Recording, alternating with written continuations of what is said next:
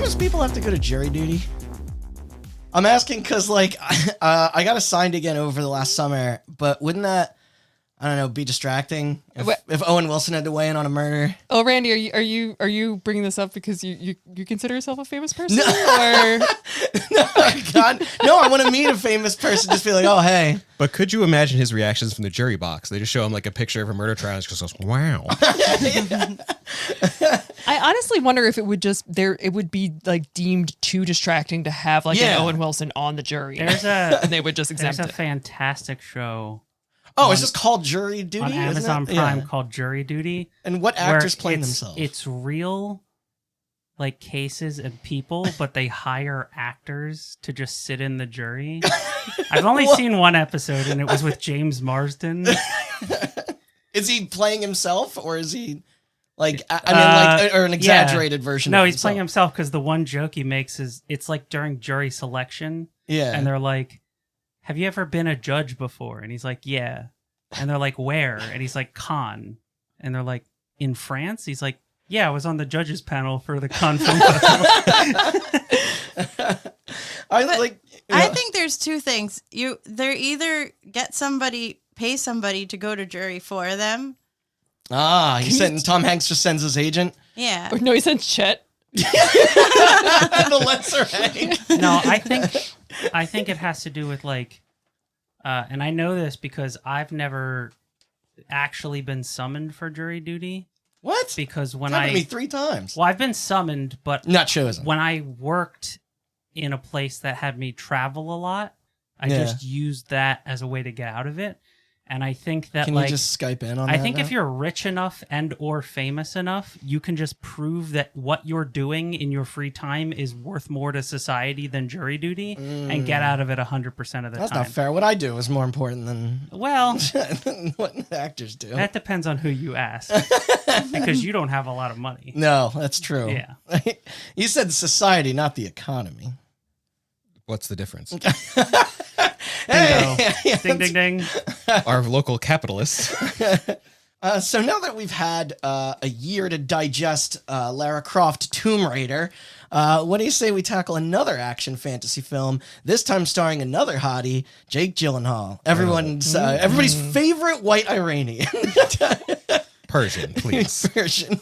That's right. We're talking the Prince of Persia, based off Ubisoft's once popular gaming franchise of the same name, but adapted to the big screen in 2010, not 2011, and by none other than Disney and Jerry Bruckheimer. Curiously enough, reviews were mixed. However, you'd be surprised to learn that this was the top-grossing Hollywood translation of a video game property until 2016's Warcraft from director Duncan Jones. Which, by the way, I want to put on the record, is a better movie than this. Yeah, that's right. A bar so low you could trip over it. And also... better than Assassin's Creed by a better than Assassin's mile. Creed, potentially better than Tomb Raider.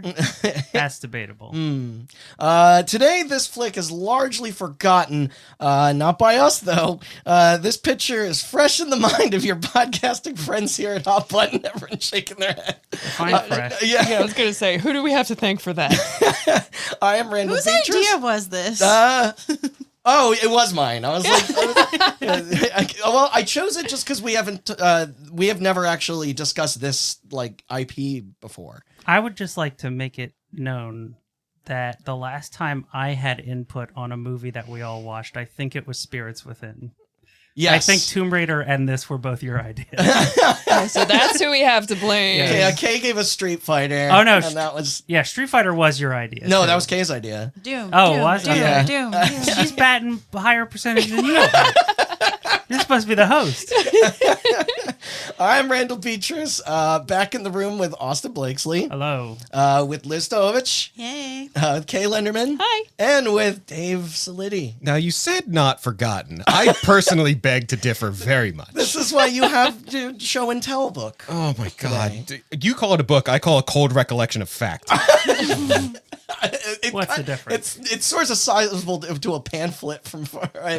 I will say, the one thing about this book that I really like is that it is below 200 pages. Oh. And also the How many are font is pictures? about Those 14 margins points. are hilariously huge. It's The incredible. margins are like 20% of the paper. And thank God for that. What's the Yeah. original price printed on the back? Does it say? $5.99 US. All right. Too much. Yeah. Much. That's crazy. That is Have you crazy. been in a Barnes and Noble recently? Yeah. Books are like $30. They are, yeah. Like even Well, that yeah. size? Yeah, like paperback books. Yep. Are Well, like yeah, we're almost. $25. Of course, we're almost This out is of like a trees. quarter of a paperback well. book. That's because we wasted so many trees printing Prince of Persia novelization. There's one passage I will read for you from this book that will explain to you the entire experience that I had while reading this book. Okay. We'll get there. Yeah, We will get there. welcome, y'all. Who's excited? Sure. Energy levels through the roof, I'd say. Okay, as per usual, we're going to as per usual, we're going to get into the series a little prior to the main topic at hand. This one possibly less familiar than our previous movie episodes. That said, there was a period when this this intellectual property was extremely successful, garnering critical acclaim and high sales, especially during the sixth generation of home consoles. Except before that, our tale begins in 1989, year I was born. The debut of its initial release for the Apple II computer. This from developer Broderbund Software and American designer Jordan Mechner. He was considered a pioneer in animation for the medium, with many citing Prince of Persia as the very first, quote, cinematic platformer, a genre we'd experience again after it influenced everything from Another World and Heart of Darkness to Blizzard's Black Throne, Flashback, the Little Nightmares titles, the Oddworld saga, and most admired by this show, the works of Playdead, Limbo, and Inside. Plus Tomb Raider and Assassin's Creed down the road in terms of vibes, much like Mechner's own Karateka, or is it Karateka? I say karateka. Okay. There was heavy use of rotoscoping in order to make the characters' movements feel fluid and realistic. Karateka is a karate game.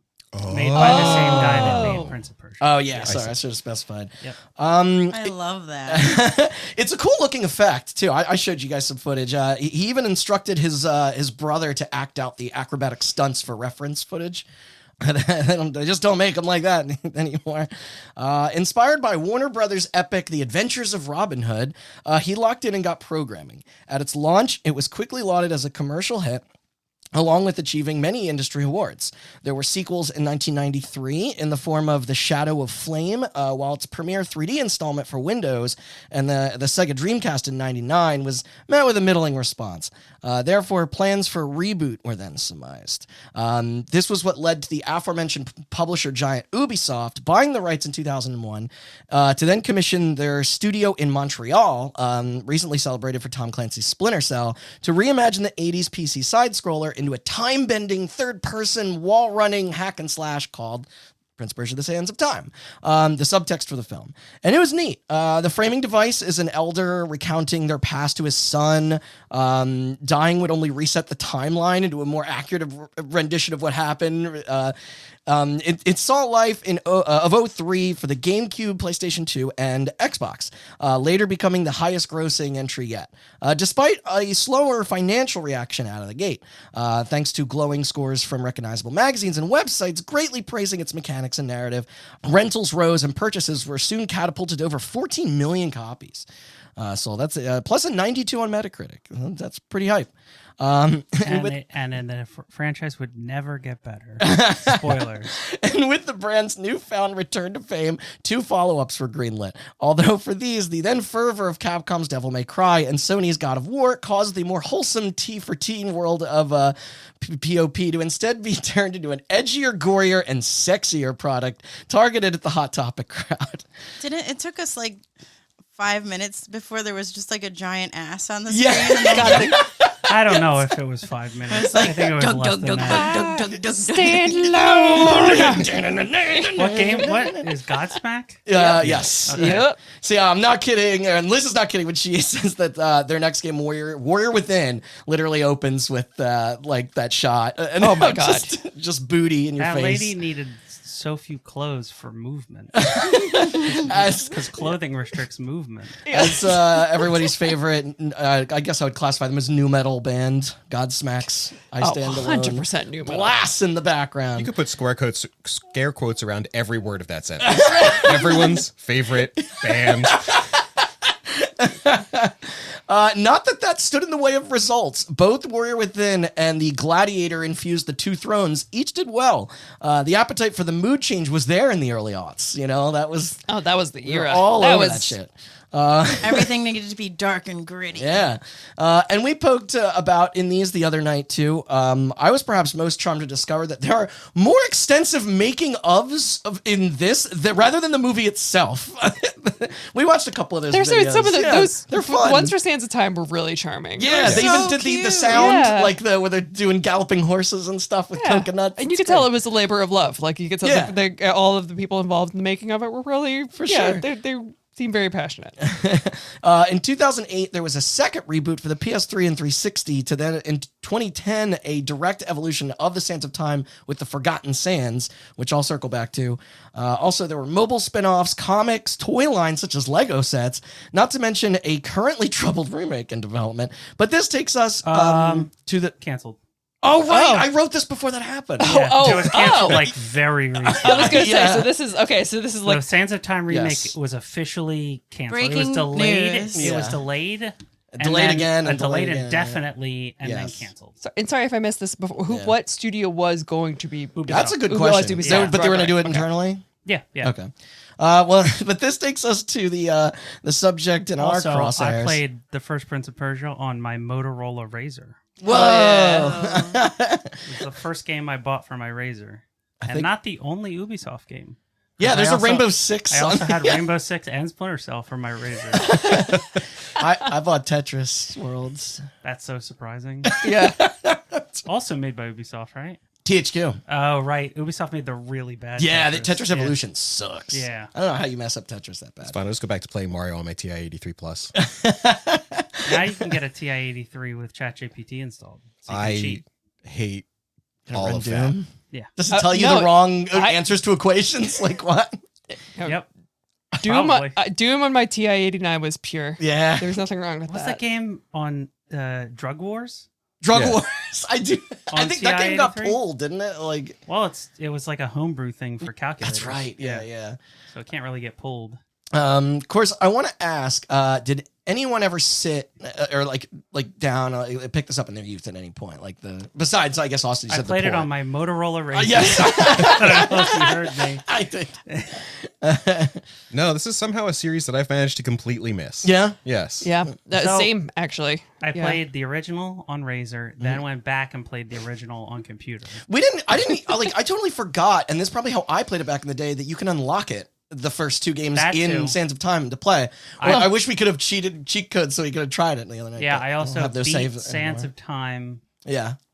and bought but did not beat the two sequels, Warrior Yeah. Within and Two Thrones. Two Thrones. And then I bought and beat the Prince of Persia reboot, which I liked. A lot of people didn't. And then That one's like cell shaded, right? yeah, Like it's like yeah, cartoony. yeah. And then I Yeah. never played Forgotten Sands. Sands. We meant to take a look at that Yeah. one of these days. I find it kind of fascinating that this powerhouse of an IP sort of just faded into obscurity. Yeah. Well, Like Ubisoft. did it? Well, okay, so I'll get to I really enjoyed Sands of Time and took a tour of the OGs. Then my interest, I guess, was lost there, which is a black mark on my history with the hobby. I should explore it further. None of these were told to be bad. For this topic, less could be stated from the other, games to movie adaptations. I did point out that was our first instance of me having not seen the film before recording the commentary. That was my sight read of the of the movie. Previously, I think it was just you and Liz that had seen it. Yes. Yeah. All right, and then you guys are with me. So. Oh yeah, yeah. I feel like we're the ignorant couch over here. No experience with it. All right. So hopping back to 04, as Walt Disney Pictures witnessed the colossal smash of The Lord of the Rings and their own Pirates of the Caribbean, Curse of the Black Pearl, they nabbed ownership from Ubi to chase the thirst for PG-13 fantasy swashbuckling action and assigned duties to Bruckheimer Films, the distributor behind Flashdance, Beverly Hills Cop, Top Gun, Bad Boys, and The Rock.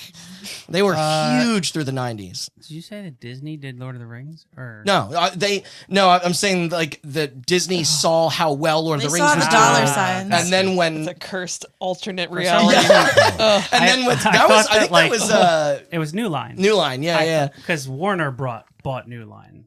Yes. So, but I for some reason I thought like Disney owned Lord of the Rings while it was being No, made, so the which- thing was no, the thank fucking God. Fellowship was 2001 and Pirates of the Caribbean was 2003. Which was Return of the King. Yeah, and so they were basically like this style, not to compare those two franchises, but like I think to them they were like, well, there's a lot more potential to. There are not many franchises that you're allowed to compare to Lord of the Rings.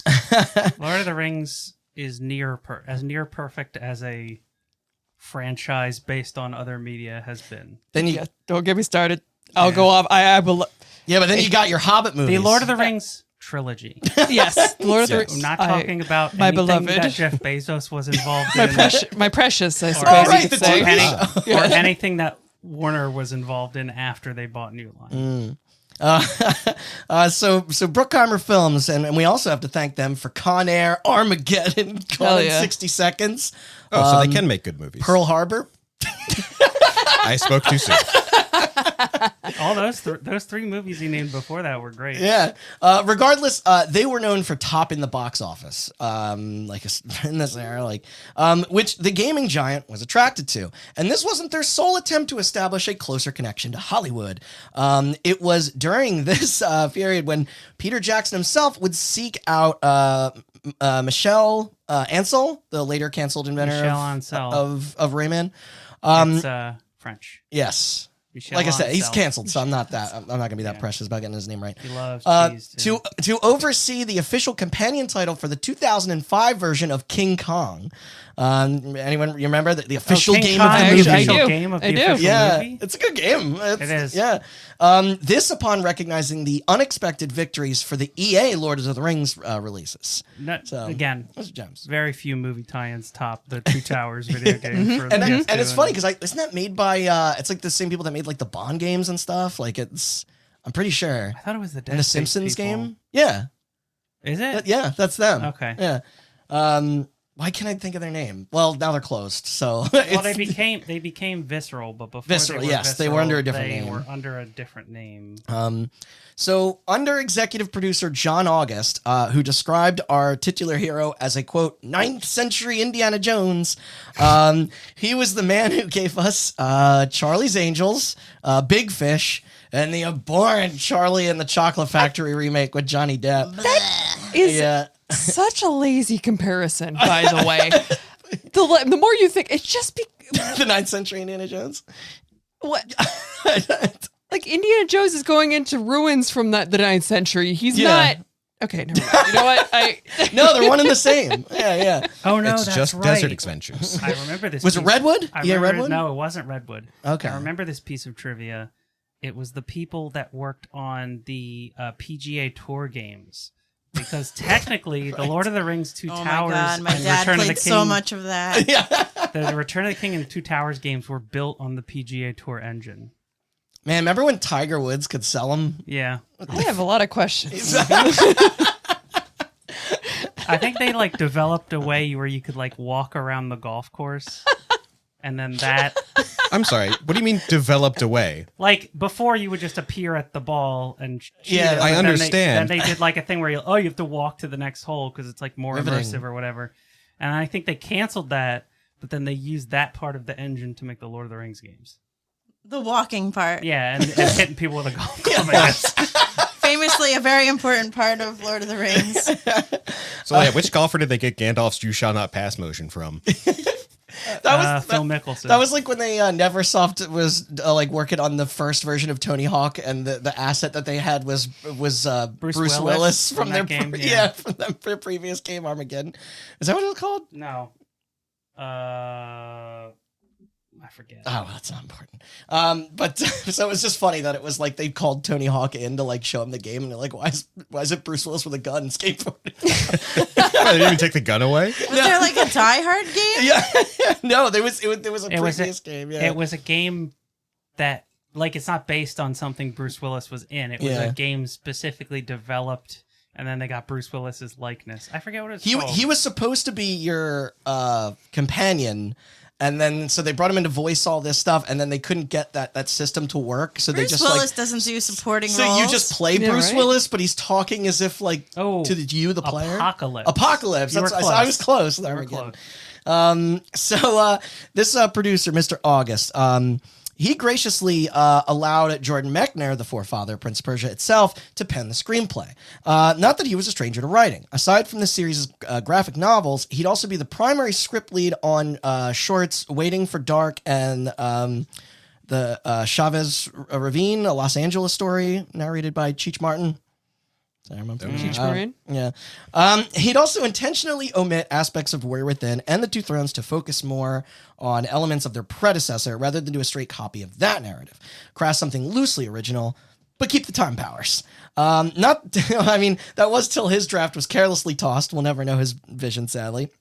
As it was then handled by Jeffrey Nachmanoff, except he left to do The Day After Tomorrow with Roland Emmerich, so then brought on board to replace his credit was writer of Remember the Titans, Boaz Yakin. That's a good movie. Yeah, he also did The Great Raids. Wait, these are multiple people, so they had 3 now. So all right, so they had him, then they had Doug Merrow, who wrote Great Raid, and this one is just for Kay. I don't know if you know who Carlo Bernard is.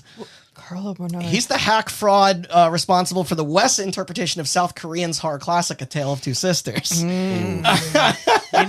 know a Hollywood script is going to be good when there's more. There's than like one 5 writer. writers. Yeah. Because one Forgotten writer's that good. existed, Randy. Thank you for reminding me. One writer's good, but 5 times better. Right? That's how scripts work. Too many cooks. Yeah. The latter pair, though, wasn't there from the start, so they were the ones who went against Mechner's wishes and included weapons and costumes from the rest of the the ones after the trilogy.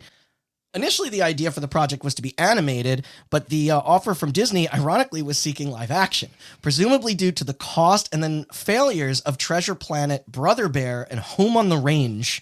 Home on the Woof. Range? What is that? Yeah, this is the end of the the hand This is drawn. when they Yes. stopped doing hand drawn animation. Home on the Range was the movie about cows. Yeah. Yeah. Yeah. And then Brother Bear was that was the just like a bear adventure in like the Pacific They're all the- Northwest. The They're all- first 2 are hand animated. They're all homeward bound. Yeah. It's just like X animal gets separated from home and has to like go back. Like, I know Treasure Planet, of course. And then they Treasure that Planet was rules. Treasure Yeah. Planet's cool. And then it was I think it was when Chicken Little came out and like Meet the Robinsons, there was like, okay, we're just sticking with 3D pretty much forever, except for Princess and the Frog and then the animated bits in Enchanted, I guess. But Yeah. have they returned to 2D ever I since think then? Princess and the Frog was like, that was like them being like, look, we still got it. We can yeah. still do it. And then they're like, this was kind of expensive. What are we doing? So they went all in on this instead. By 2007, the announcement was official, and the Prince of Persia: The Sands of Time was set to be in the family of the upcoming, quote, tentpole features. Scheduled for a release date of July 10th, 2009, this proceeding having a director or attached cast. The former was selected that December. Mike Newell. Enter Mike Newell. He previously helmed, at least what was recognizable to me, 4 Weddings and a Funeral, Donnie Brasco, Mona Lisa Smile, and had just finished Love in the Time of Cholera and Harry Potter and the Goblet of Fire. The weakest of the collection, in my opinion. Oh, he was the director of that? Ooh. Yeah. That's the best one because it has Edward from Twilight in it. Robert, yeah. That's right. That's definitely Also, the I worst guess one. I should have specified, speaking of like successful fantasy, like franchises and those Harry Potter movies all did super well. He was an admirer of Bruckheimer's work, and he said he loved the screenplay, which Everyone probably says that, right? Like it's a lot. Oh yeah, you want to get hired? Disney's going to pay you $10 million. Oh, I love the screenplay. Yeah. First of all, I'd like to say it's a lot of fun. Yeah. By all accounts, this sounds like a good idea. Yeah. Everyone loves fucking Pirates of the Caribbean. Like, to think of like just like if you had that aesthetic.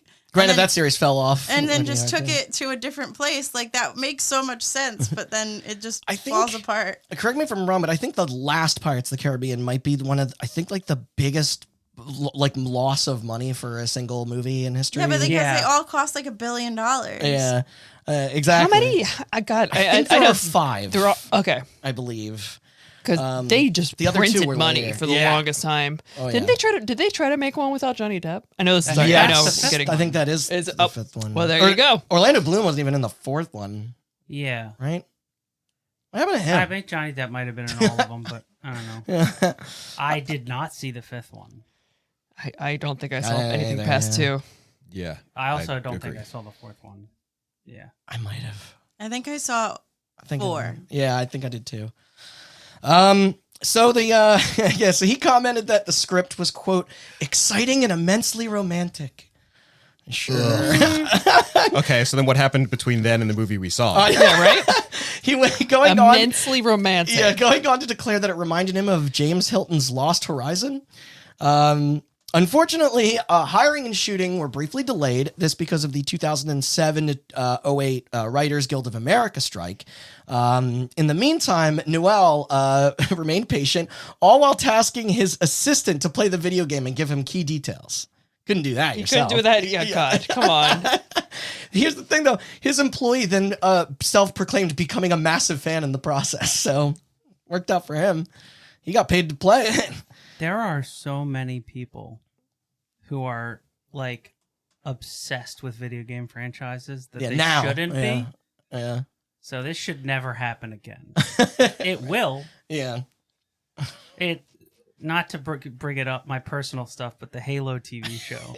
When they hired a guy who's like, never played Halo, don't want to. I was like, what? There's so many directors who have talked about being like before this. You had Neil Blomkamp, who was like, and Peter Jackson, an admitted huge fan of Halo, and went on to turn his Halo script into District 9, which was nominated for an Oscar. Best Picture, man. Oh my god. Now, I mean, I know with things like Last of Us and like Fallout, those seem to be love letters. Mm-hmm. Like, so this shouldn't still be happening. Although just recently there was a movie greenlit where the guy was like, I personally hate video games. I don't remember what it was. So they held off. Unlike Eon's Quantum of Solace, once that was that was hugely affected by the writer's strike. So much that I think Daniel Craig ended up being like a credited writer. Yeah, I was gonna say, wasn't that part of the issue? Yeah, and he's just like, I'm not a writer. Yeah, like he just like improv James Bond, which is crazy. Yeah. Whoa. I mean, it turned out better than it should have, considering. But still, big drop-offs. Once this was resolved, the search for performers was on. This and location scouting. They pushed the launch as well, now aiming for May 28th, 2010, wanting ample time for adding special effects. Apparently, a significant portion of the Pirates of the Caribbean's profits were like heavily compromised by overspending for the FX team rushing to complete their deadline. And some things never change. Yeah. And they were also hoping to avoid market competition with Transformers 2, Revenge of the Fallen. Yeah, big crossover there. What a piece of shit. I'll never. The thing about this, so mad. The thing about this era of Hollywood, Dave, is that they all thought all of this was crossover. Yeah, of course. Like they thought that making a Pirates of the Caribbean movie would get the same audience as a Lord of the Rings movie, which would get the same audience as a Transformers movie, which would get the same audience as a Prince of Persia movie. Yeah. Like they thought everybody would just eat up all the slop. They didn't. That absolutely was the line of thinking. Yeah, they didn't think at all about like genre or appeal or anything like that. Right, but this is also the time period where you didn't have to mortgage your house to get 4 movie tickets. You could just go see 4 movies. Oh yeah, when I worked at a theater, it was fairly common that people would just show up and be like, "Oh, what's playing?" Like like just look up at the times and be like, yeah, I guess I'll see that. You see a Yeah. poster that looks interesting. Oh yeah, I remember. This I was- remember just going to see like horror films, like Yeah. some of like the grisliest stuff you'd imagine, and there would just be like old people that would just wander in. Like you could tell they had no idea They what got it was they nothing were else in to for. do with their days. Yeah, Yeah, that's how my grandma and grandpa went to go see Silence of the Lambs. Incredible. What a good That's why date I night. was Did they like talking. it? I was talking to my uncle. Unclear. I was talking to my uncle recently, who his sister, who's not my aunt, weird, dragged him to see the original Alien, and he knew like nothing about it at all. Whoa. He just went. I'm jealous of somebody Imagine, who likes it. Not imagine knowing seeing what the you're watching. original Alien, knowing nothing. That's Crazy. awesome. So yeah, this way they could coordinate its advertising campaigns better. What's interesting is there was no hesitance for Swedish actor Jake Gyllenhaal getting chosen for the main role. Our Prince Dastan. Dastan. Okay. He obviously wasn't of Persian descent. None of who we'll discuss is.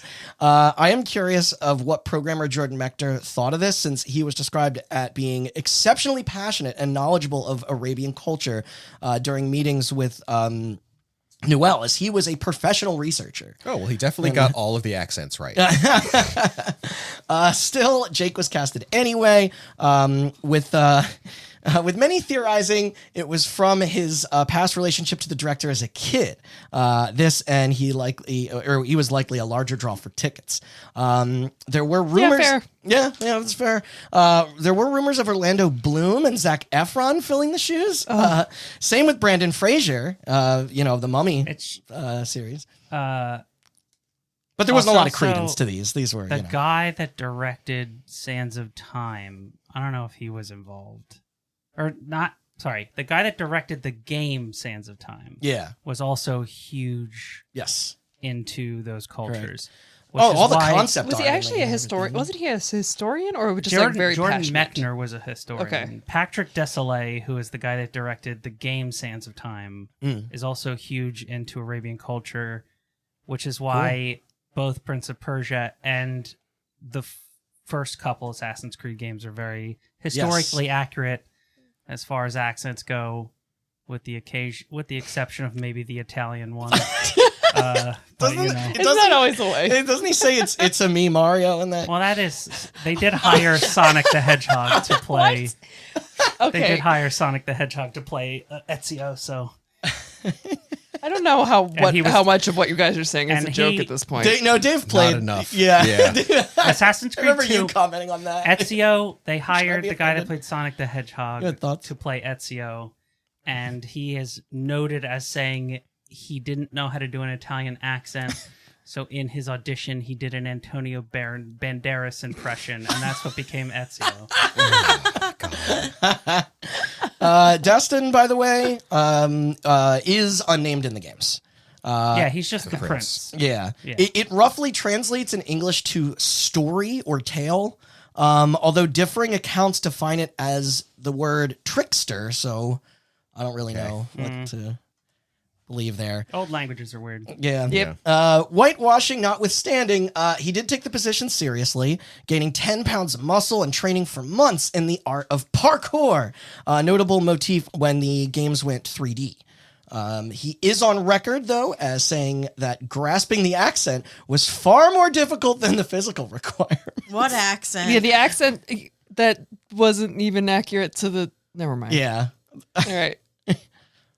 I can't be mad at him. Yeah, That's no. all right. It's fine. Yeah. Thankfully, him being surrounded by a British production team helped, he said. So, I can see that. Yeah. Well, yes. We don't know what he sounded like before. Okay. Worse. Sure. Why is the default accent British? Yeah, they did conquer most of the world, so it's a safe bet. Yeah. So clearly every breathing human on this planet is aware of who Jake Gyllenhaal is. Donnie Darko, Bubble Boy, Brokeback Mountain. And this was right off the heels of goddamn Zodiac. He was a major get. A get he was thrilled by, as it would be his first leading action part, something he had jealously lost to Tobey Maguire in 2002 for portraying Peter Parker in Sam Raimi's Spider-Man. I think he was like literally the second choice, like right on. What a world. Yeah, Why you said an action movie? Spider-Man. I was saying he's been a lead. No, But action. not and not in a action. blockbuster. Yeah. I don't know. I don't know if he would have worked as well with the Sam Raimi Tone. feel. Yeah, I don't know. That is a good. Yeah. Tobey Maguire's kind of He's the right too level of cool. goofy. Exactly. he's I too think Jake slick. Gyllenhaal. Don't worry, too he cool. got to Yeah. eventually be in a Spider-Man movie. He did. Yeah. That's true. He plays Mysterio. Mysterio, yeah. That one wasn't bad. Yeah. It was still It was past the fine. Fine. a fervor. But we then had the ravishing. I think her name is Gem. Arterton Tamia, a composite of various women from the source material. Gemma, Gemma. I believe. Okay, it is Gemme. Yeah, I think it's pronounced Gemma. Okay, gotcha. She was rising to prominence following her appearances in Rock and Rolla, Pirate Radio, Clash of the Titans, and most important to me, Strawberry Fields from Quantum of Solace. Weird that came up twice today, but also like they legitimately named a character in the Craig era Strawberry Fields, and Give it she's a a redhead. callback. Yeah. Oh, I get it. That was like too silly for the rest of that movie, where Bond kills someone by leaving him in the middle of the desert to drink nothing but motor oil. Like, Now, you said this was during the writer's strike? yeah, it was indeed during the writer's strike. Is she still acting, or did she just have an insane amount of work in those in that couple short of time? years? I think so. I feel like I haven't seen her in a while. Yeah. So she did her share of preparations too, learning horseback riding and what have you. She hadn't heard of the property prior to joining. Director Mike chose her because he, quote, reading this verbatim, how old seeing the back of her beautiful neck made him feel. What? Wait, say that again? How old seeing the back of her beautiful neck? Is that what you said? Yes. That's what he said. Well, explains why everyone in this movie treats her like an absolute creep. Yeah, that's true. You have a typo. I do? Her name is Gemma, Gemma. Oh, God. Yeah, so that's on me then. Yeah. All right. Girl, I It'll like the be back of your Gemma neck. Atherton. What? You're still... She is in. It's incredible the new She's ways still that acting, but men find not to be in creepy. anything Not as much? like this big. Okay. Yeah. I'm sorry I had to read that, but Sorry. Yeah. it sounds like don't I was sound like a looking- serial murderer if you can. I was looking something up. Yeah. He was obsessed with the back of her neck? How old seeing the back of her beautiful neck made him feel? Huh. so Okay. weird. I need to That's take a a break new level. and like ponder That's like this. a new level of misogyny that I didn't even I- consider could exist. I don't think That's I can impressive. frown harder. Yeah. Yeah. That's crazy. Yeah. That's worse than That's an on the Do people record. fetishize quote. the back of necks? old. At least one man does. Yeah. He's got his kink. That's worse than the interviews for Tomb Raider, which is impressive. Our revealed antagonist, spoilers if you just scroll through the book like you said, Ben Kingsley as Nizam. Prolific career, of course, Gandhi, which he won the Oscar for, Searching for Bobby Fischer, Schindler's List, Species, Rules of Engagement, Shutter Island, the same year as this. And it wasn't his only video game adaptation because he was in Uwe Boll's Blood Rain. Hell yeah. I don't know how that happened. He's also the Mandarin. He is the Mandarin, Iron Man which I 3. love that twist. That's my favorite role. And I love how mad everyone People got at so that. salty. I enjoyed that aspect of it. He is also, he's also in they're bringing him back. Yeah. Yes. Because Yeah. Mandarin was in Iron Man 3, and then he was in a show recently. He's in that Wonder Man show that none of us watched Oh, that's right. with the guy from Invisible Man. Yeah. The Mandarin's my favorite because he's just basically playing Ringo Starr. yeah. He really Makes me is. so happy. So he saw the scene in Walk Hard and was like, I can do that. Yeah. yeah. Toby Kebbell he's head of the nation's army. Prince Garciv, bro number one. Yeah. He's angry, bro, right? Yeah. Relatively unknown during this era, but he did star in Match Point, the aforementioned Rock and Rolla, and Control, the biopic about Ian Curtis and the band Joy Division. Great movie, and he's great in it. It's also maybe me and our friend Ado joked about this, where it's like, is that the only good music biopic? Because they're mostly just fucking terrible. Just Weird to see a only good genre that ones. needs to go Selena. away. I never saw that one. Great movie. Yeah. Weird. How's it end? Everybody lives happily ever after. Yeah. Also, be nice. he saw himself here as a replacement for Ray Philip Santos, a stunt coordinator who'd lost the gig after a motorcycle accident. Oh, He lived, it's cool, but that was like going to be his big break. Oh, It's like bummer. such a shame. Bummer for that guy. Looping back to Spider-Man, we have the wonderful Alfred Molina, which was like, he was a refreshing dash of charisma this flick desperately God. needed more of. The only charisma in the entire movie. Yeah. And he was doing his best Jack Sparrow impression, I must say. Keeping with the Jerry Bruckheimer thing. Raiders of the Lost Ark, Species Again, Boogie Nights, Identity, The Da Vinci Code, maybe you've heard of it. Yeah, that's the most famous. Yeah. one. Yep, that's what Alfred everyone Molina's knows. in. That's what everyone knows him for, right? But yeah, he played mentor Sheik Amar. You forgot. I'm looking at you. You forgot Yeah. Doctor Octopus. Yeah, the I said looping back to Spider-Man. Mentor's a strange yeah. choice, but yeah, you said his He's name merchant, Yes. right. Merchant. ostrich farmer. Yes. Love Whatever. ostriches, Farmer. yeah. Moving on, there was the much later Dumbledore Richard Coyle as Prince Tuss, bro number 2. Oh, wow, really? Yes. was it? Yeah. Wow, he aged 70 years in 20 years. You're right. That would have been like 10 years. Yeah, that wasn't that long. Oh my God, you're right. Actually, this was 2010, so it would have been like 5 years. Well, was he Dumbledore 1 or was he replacement Dumbledore? He was replacement. Replacement Dumbledore. Still. But I think they put a lot of Age makeup on him. yeah. You'd have to. Because they didn't want another one to die. Ronald Pickup is King Sharaman. Sick name. I knew him from the non-official James Bond, Never Say Never Again. Reese Ritchie as Biss, Dastan's buddy. And this was his third performance after 10,000 BC and The Lovely Bones. Steve Toussaint was Cesso. Sesso. God damn it. I saw him 50-50 on all these. I You're know. striking out, bud. I saw him in the OG Judge Dredd, He's the so- not amazing one. He's so bad at pronouncing names in other languages, and he keeps giving himself topics that make it harder and harder. Fisher is the next character. My He's- favorite. I was gonna say Oh, my yeah. favorite story is when he did the Golden Eye. Oh, script, God, and he's like, yeah. finally English names, and he didn't realize how much harder British is to pronounce than like Polish. Yeah, I've done Russian He's like, topics oh, and they're- Japanese, Vietnamese, and then it was a guy I got, and I was like, "This is gonna be easy." And it was then like it was the like- very first line was like, Their "Rare studio- was founded in the In city of-" Leicestershire. Yeah, because the like, thing is, fuck. other languages, once you learn the rules stay the same. English, shit's wild every time. Yeah, the town names are, and then that'll be like, I don't know, like Tweed upon Shire or whatever. I can't wait like, to do an Iceland-based story next. So Ahsoka, who is that? Star Wars. Sorry? Ahsoka. Yeah, she's the Twi'lek from Star Wars. Yeah. No, I know. I don't. Ahsoka? Yeah. Yeah, that sounds familiar, but I don't remember. There is a character. There Could is you give definitely me a character. any more description on this? only he played other- he played Fisher in Casino Royale. I remember that. Sorry, Darwin Shaw is who he actually is, the actor, but I don't. What did he do in the movie? Was he the cool guy? Yeah, I think he's the Queen's Guard Yeah. with the knife. Yeah, that guy. They That never guy name him in the rules. movie. Yeah.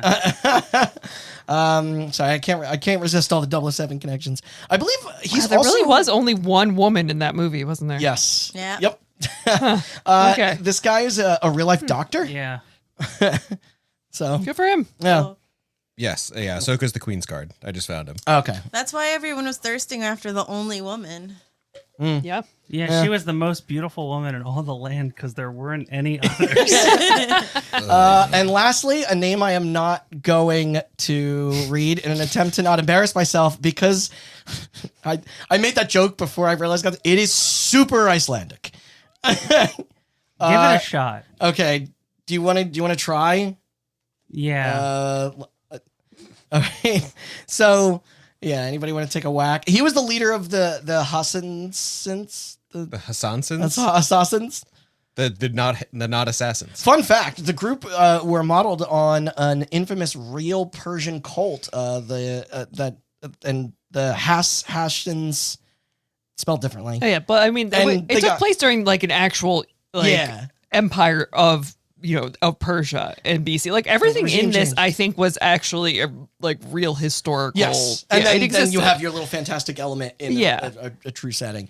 And this was inserted in a suggestion by Ubisoft as a nod to their Assassin's Creed franchise. So for those keeping track of the Sausage Fest, we got representation from Sweden, England, Spain, Italy, India, Barbados, South Africa, and Iceland. Not a Persian, Iranian, or Middle Easterner amongst the pack. Ben Kingsley, I this think, movie is made? mixed. 2000 Indian. Between 2004 So- 2010. Yeah. That's crazy that we didn't get any Iranians or people from the Middle East. I wonder. Oh, I wonder why. I wonder what was going on during that time. So the name is Gisli Ern Gartherson. Yeah, that's what I was gonna say. Gesundheit. In Icelandic, an I with an accent above it is an EE sound. The O with the umlaut is a U sound. And that funky looking the D. funky looking D, It looks like With- it's melting. yeah, let's look like it's melting, creates a TH sound similar to the word this. They're just making stuff up. So it's GAR weird melting D ARSSON, which is Gartharson. Okay. Yeah. Sure. I appreciate you doing that for me. Yeah. On the crew end of stuff, John Seal was our cinematographer. Extensive filmography: Rain Man, Dead Poet Society, The English Patient, Harry Potter and the Sorcerer's Stone. But he finally got his Academy Award in 2015 for motherfucking Mad Max Fury Road. Hell yeah. The fucking go-to cinema. Some pretty Why top does this movie tier- look like shit then? Yellow filter. This was the piss like era, like yeah. That's the thing. Is like, yeah, it had the piss piss era, The piss but, era, like, the piss filter, like it didn't look terrible. But yeah, they kind of did themselves a disservice with the piss filter. I can't remember. Was it well lit? It was Some scenes. Yeah. if it was in the You're right. daytime. And then when it wasn't day for night. Yeah. Hey, we all have off days. Maybe that was luckily and then lost It's mostly just beige. yeah. Very Yes. beige. I do recall. Some pretty top tier editors as well. Michael Kahn, who famously often collaborated with Spielberg, also on Twister. With him was Martin Walsh. He cut together Hackers and V for Vendetta. Them both working in tandem with Mick Audsley. Interview with the Vampire, 12 Monkeys, and High Fidelity were under his belt. The score was composed by Harry Gregan Williams. He's done a ton. Spy Kids, Shrek, Team America, World Police, Chronicles of Narnia, and Metal Gear Solid say, 2 yeah, through 5. Yeah, he's very prolific. Yeah, actually, as a so composer. we know, he dug video games. No fun licensed songs in this episode, I'm afraid, but we do have an original theme called I Remain, sung by talented Canadian musician and voice of God, Alanis Morissette. How did that come to be? I'd like to know the deals, the deal in place for that too. Like, Maybe she's Who a huge called- fan of the game. maybe it's possible. Anywho, let's go capture this thing. We're shipping over to Morocco. It's now mid 2008. The location having just been used for the backdrops of Mike Nichols' Charlie Wilson's War, it's Birdcage director, Ridley Scott's Body of Lies, and Paul Greengrass's Green Zone. Quote, producers are always looking for cheap places to shoot, and Morocco was one of them, said Disney Great. rep Jimmy Abundum. So, I love when they come out and just say it's about money. yeah. I honestly, I prefer it when they're honest. Right. Yeah. No, they didn't say anything glorious about the nation of Morocco. Like, it was Yeah, just, it's not that it is legitimately beautiful. yeah, or, he was just like, cost less. So we got 8 weeks booked there and around 150 to 200 million dollars to burn. crazy for the time. Yes, too. yeah, more than Spirits Within, but only when you count for inflation. Don't know how much that budget went to, horses and ostriches. Yeah, how much a horse get paid? They have their own SAG. Yeah, they should. Yeah. Do they have a horse agent? They really should. They were also adamant about 3 key aspects of production. 1, it'd be completed within 6 months. This including the trip to North Africa and local filming at England's Pinewood Studios, where Bond entries are frequently assembled. Remember, this was a British endeavor. 2, in spite of the success of Avatar, there would be no 3D version nor later conversions to it. Good. They resisted the trend as the director simply wasn't a fan. Yep. Yeah, he's like, Vindicated. yeah. Yep. And 3, to align with the Sands of Time game, the rating would be a moderate PG-13. The 4th in Walt Disney's Pictures catalog, only following the Pirates of the Caribbean saga. Were those really the first PG-13 Disney movies? First PG-13 Disney movies. Yeah. They had other like subsidiaries that had They did. Like Touchstone Pictures is under them, right? that had non PG-13 movies. But So Like am I mainline just Disney. am I just out of touch, or is 8 weeks to film everything in Morocco really fast? Yeah. Just 2 months. That doesn't really. yeah, That's not a lot. considering the whole movie takes place there. As for the filming process itself, unlike our previous disasters, I'm shocked to admit that it went fairly well, albeit there were still constraints of facing conditions in the desert. There's little information out there on what else. So they always could have buried shit, Sure. rather than reporting on it. I feel like making any movie in this climate is probably a nightmare. I did watch a behind-the-scenes featurette that came with the DVD. It's weirdly candid, as if nobody was aware the camera was on. We see Jake practicing some sword choreography and being friendly with his younger self, the kid. A few stunts and fights and the larger-scale battles are shown at different angles. It's all B-roll, honestly, which is interesting because there's no interviews or sit-down clips with the director. And it just sort of abruptly ends. It's like 5 minutes of just like it looks like somebody snuck onto a set and filmed, and then that's what they used. So was this just like the tail end of DVDs, where there was like, well, we didn't expect this to actually come out on a physical medium? Kay theorized earlier before we started recording that it was like they probably were going to make something more extensive, and then at the end was just decided it wasn't worth Yeah. it. they had Right. 8 weeks Like, to didn't make it? a movie, and they didn't have any time to do background Yeah, it's like interviews. they Yeah. just didn't bother putting Then they're it like, together. we need a special feature segment for our DVD. Yeah. What do we got?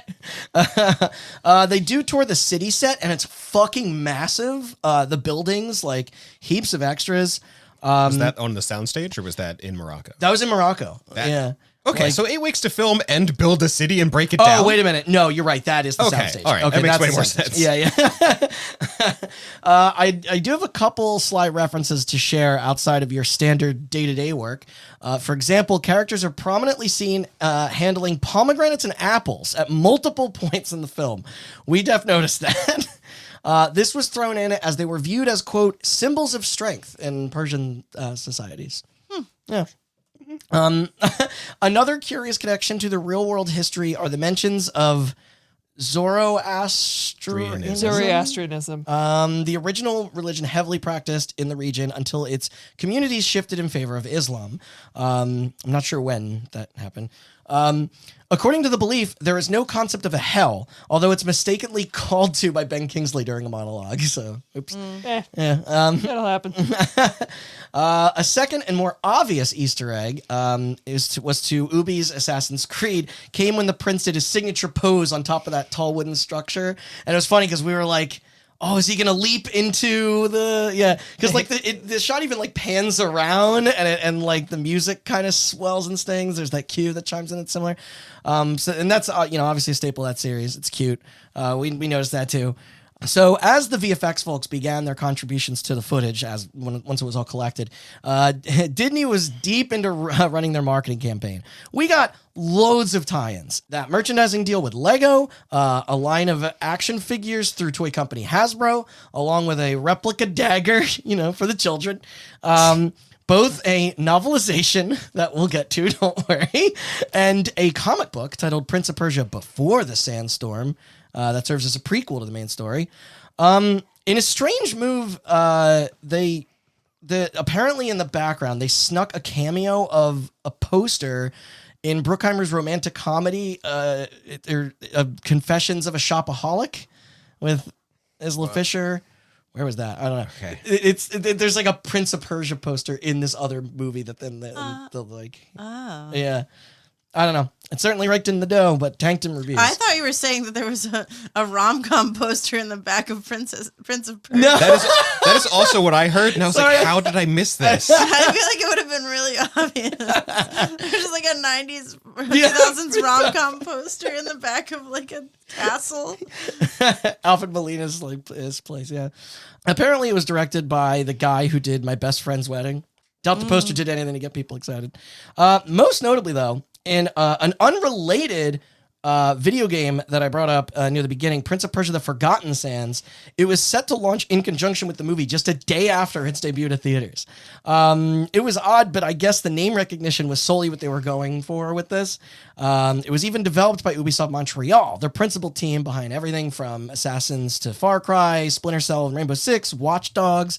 Their setting took place directly following the original Sands of Time, but I don't think it follows this, the movie. I didn't ever get the chance to put my hands on it, but reception was described to be okay. Sales, however, weren't great, so the gaming side of the franchise was put on hiatus until literally last year. Austin, or was that the year before? 2 years? Was put on hiatus. Yeah. Since for in 2024? Yeah, So, I it think would have been that's 2 when. years ago. Yeah. Like a year and a half in between, like a year and a half. Yeah. I think. So it's May 9th, 2010. We're on to the premiere at the London Westfield Shopping Centre, the largest in the country. This was the only instance of a screening for the press. The bulk of critics needed to wait, which is fine because in change of format for this movie episode, now is we're going to take it to Dave for one of his patented retellings of what the heck we saw during our prior meeting. Go listen to the commentary if I haven't said it already. And then succeeding this, we'll get into our thoughts and then the public stance. We don't want to taint our judgments with external, opinions, right? Sure. Yeah, I definitely don't want to be swayed. Yeah. Also, real quick, they had a bizarre distribution method for this thing. Like, it came to theaters in the UK first. Then in the coming weeks, it spread across Europe, and then to Asia and Australia. Us in the United States, we got it last on the 28th. This done in an attempt to boost profits from coinciding with Memorial Day weekend, which... I was going to say, Because yeah. we're recording on Memorial Day. I was today. going to comment. Sorry, Dave, if you will. And for the record, I cannot specify the differences between this and the Sands of Time game because I beat it over 20 years ago and I haven't revisited it since. I should, but yeah. Apologies to any of you purists listening. I'm sure none of that is going to matter for the actual story of this movie. So It was a movie. it was a I movie. It was a will movie. This one was a movie. Yeah. So for some reason, this movie in particular kept just falling out of my brain like a marble off of a bowling ball. So over the past couple of days, Easier and harder to remember than Tomb Raider. it's harder for some reason. Okay. I think because so much of nothing and everything happens like so many times. Yeah. Where this movie is just exposition, someone gets captured, someone gets free. Exposition, someone loses the dagger, gets the dagger back, goes free. Exposition, gets captured again. So it's like, I Yeah. can't remember who's getting captured I where. do remember being like those narrative They- dumps. Well, Like, yeah, throughout, because they... Okay, we'll get there. But anyway. Okay, sorry. So since I could not remember a good goddamn about the plot of the story. Yeah, and I you don't have to been- get into super detail. I've been scrubbing through it, but I did do something absolutely deranged this time. Just because, as the people in this room know, there's nothing I love more than committing to a bit that is funny only to me and causes me just massive mental distress. Yeah, your favorite thing. So Andy Kaufman levels. I knew that I was going to be spending a lot of time in the car this weekend, and I didn't want to watch a movie Oh, okay. while I no. was driving. So for the entire weekend, I have been Responsible. listening to The Sands of Time, the video game, the movie, the podcast, where I ripped just the audio from the movie and have been listening to that every time I've gotten into my car for the past 3 days. Steve. That is a level of unhinged that I Wait, so you ripped the audio yourself? Yes. cool. So Liz I got is in shock. a copy of the movie. I Googled MP4 to MP3 Yep. converter, and I don't know what went wrong, but it is a 13-hour long audio file. What? How is that possible? I Yeah. don't know because every time I click through it, There's still there's still stuff, and every time I click, I still only find something that's chronologically after the last clip that I heard. I don't know what's going on. I'll figure out that mystery some other time. All right. But I have questions. yeah. do tell. How does that? How? I don't know. How and why? I'm confused. It has to be a glitch of some sort. I just don't know enough. Also, I will say it was 9.5 hours on my computer and 13.5 hours on my phone. It's getting stronger. longer. Yeah. I have to imagine. I apologize, listeners, if the world is gone by the time this episode if comes you out. get home, it's gonna be like. What if you unleash? I don't thousands of know. hours? So what'd it sound like?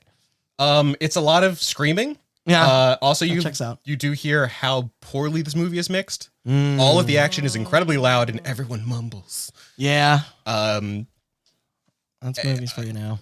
and so the other thing I discovered is Modern that filmmaking. realistically, almost nothing that happens on the screen of this movie is required to understand what is happening in the movie. Because everyone says every single thing that they're doing so often that I could actually follow the story without the visuals. So fairly it's like a second solid. screen Yeah. movie.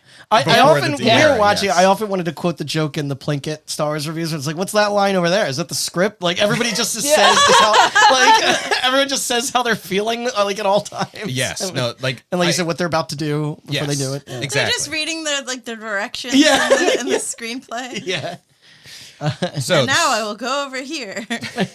yes, actually, there's one scene when they're going towards the time stone or whatever, spoilers, where she twice in 2 scenes says, "Go through that door. That will take us to the next chamber," or something of the equivalent. Right. I'm like, well, great. At least now I'm like, firmly locked So in this time. movie is Thank you, also just audio. like for the visually impaired. yeah. I bet it or was, at least I bet people that not thinking. makes it easier to translate, maybe. Probably. Yeah, like.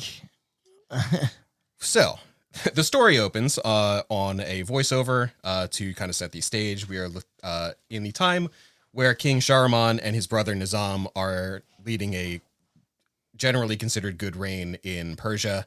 Yeah. King Shahraman has 2 dud sons and continues. And the adopted one that he actually likes. Well, yeah, we'll get to the scene where he adopts his son. So Yeah. right now he just has 2 dud sons, and then we fast forward in time to where we're in a market. A small boy scares a horse. The horse knocks some man of import off of his horse, who then decides that this boy must die for making him look like an idiot. Imagine you in the car just hearing horses and crashing Oh man, sounds. this is my favorite scene because it's just children screaming and horses neighing. I want you to have your windows down and like roll up to a corner and people are just like listening to you, listening to horses. Just 2 thumbs up, just right down the barrel. bopping your head. Yeah. Sorry, continue. Before that child is murdered, Dastan stands up, throws an apple at the guy's head, tells him to stop, then gets Biss and starts to run away. This is where we first see their parkour prowess. At the end of the chase, Dastan gets captured and is about to be killed again by this man who apparently just loves murdering children. And the king stops him before he's executed. And for his display of bravery, the king adopts him into a new Prince of Persia. Yes. Absolutely not the opening scene or the one scene from Aladdin Yes. No. where he's for stealing sure. bread Yeah. to give to the orphans and then the other guards are chasing. Absolutely not. the No, same that's thing. completely different. It's a It's very different IP. different. We did reference Aladdin a lot Yeah. during that. To be fair, so did the filmmakers. It's Oh, yeah. mostly live action Aladdin. Yeah. Yes, until that happened. No, he's 9th Except century it's- Indiana Jones. Except it's boring. Yes. Yeah. Jasmine's a better female lead. Oh, yeah. So we flash. she's- Also a movie with one female character. Yes. Unless you count some extras, I guess. Yeah. That's about it. So we flash forward about 13 years. We're introduced to the 2 sons. The current crown prince is Tuss. He is the head of the army at the older moment. one? Okay. Yes. Then there's the headstrong Garsiv, as we had mentioned earlier, who is not the commander of the army, but the one who rides at the front. So he's in the vanguard with his cavalry. And then Dastan, who kind of leads what like their equivalent of like a Black Ops team, like the kind of the insertion and deal with that. So they're coming up on a city called Alamut, and they were told to not attack the city, but they're going to attack the city because they think there might be a spy has given them some intelligence that there are weapons. That was enough for like a full blown siege, I guess. Yes, that Alamut was creating weapons for the enemies of Persia. Yeah. So therefore, Prince Tuss decides, okay, well, even though Dad said not to, and will be very upset if I do, I'm going to attack this city. And Garsiv says, 100-foot walls, great. I've got horses. Let's go straight head on at it. To which bored. Dastan says, no, I can like climb the walls and we'll disable it and like open the gates and get you Which guys would in that be way. like pretty analogous to the first level of the game. Like, fairly close. Yeah. So Tuss, being the dud son that he is, sides with Garciv, the other dud son, and decides that a head-on assault is the best thing. So Dastan, being not a prince by blood, decides I'm going to do my own thing anyway, goes in, infiltrates, and disables all of the defenses and opens the gates so that way the Persians are able to infiltrate into the city. During this, the crown princess, Princess Tamina, is alerted that the Persians have reached the walls. So glad you remember all these names. And, well, it helps that I've listened to this movie 6 times. Oh, yeah. That's true. God. I can't wait for You're going to this listen be to it done. again on the way home just for fun? Well, I got to finish my last version out, or my last run out. So Tamina hands off a sacred relic to who we now realize is called Ahsoka. Yep. To get this relic out of the city. We do not yet know. Of course, it's the dagger. We all know it's the dagger. They just haven't told us yet. During Ahsoka's escape, he meets Prince Dastan, who beats him in a fight and takes the dagger as a trophy. After this, the Does army... Ahsoka just eat it there? Sorry, I just honestly. Oh, don't yeah. remember. I think he's just injured. Did it just But- disappear? Yes. Okay. He's out of the movie. So I remember when the effectively- other one eats it. Yeah, effectively, he's dead. Okay. But I do not remember if he's actually killed there or if they just go through and kill him with the rest of the prisoners. Yeah, right. So after the siege is successful, Persians have taken over. Princess Tamina, who says, essentially, we have no weapons. Like every weapon we have, you already overcome. You've been lied to. Yeah. They don't believe her. They try to marry her because, sure, why not? This will gain the loyalty of her following. She agrees to marry into the Persian Empire to protect the knife, which she now sees is still on Dastan's hip, so it realizes it hasn't actually left the city. So, sure, fine. Cut to next scene, because that's what this movie do. There's no transitions. Cut to next scene. Dad is on his way to the city, and he's going to certainly congratulate all of the brothers for their great job of taking the city. Dad shows up real pissed. Yes. Like, who could have possibly foreseen this coming? The man who said, please don't attack the city, then came to the city you attacked. and it was like, there's like fires and shit. Yeah, like, everything's on fire. It's all a nightmare. You Either proud of way, us, Dad? Dad's real pissed. Nizam talks him down off a cliff. It's fine. Brothers being brothers. It's cool. So later in the night, Scams. they're going to have a banquet. In order, Apples everywhere. there were so many apples and pomegranates. Yeah. Before the banquet, it is customary to bring the king a gift. Tuss comes up to Dastan and asks him if he has a gift. Dastan, of course, does not, because he's a lovable scamp. And why would he possibly have a gift? So Tuss gives him the prayer robes of the high priest of the city. But Well, I don't know. I think this is my favorite part of the movie. yeah, This it's an is- inventive way to kill someone. It Death is. by robe is so cool. it is neat, yes. Is it? Well, they say it's poison, but it's like acid. Acid's a poison. Well, good point. But it's just funny because he puts it on and then Something just like that's absorbed through the skin. yeah. Yes. It is funny that it didn't eat through the box it was in, though. Yeah, yeah. Right. But I think human poison, Austin made not box the poison. the joke though that it was like you had access to enough poison to dip an entire robe in it. Why didn't you just like inject it into one of those apples? Yep. Yeah, Oh, yeah. they eat so many apples. Yeah, like that would It have would be killed it. so easy to poison all of these people. They're just like buckets of apples everywhere, and everybody's like, oh, and just grabs one or two and starts eating them. Where's the closest orchard, and how are these trees hydrated? That's what all this war is for the apple trade. Apples.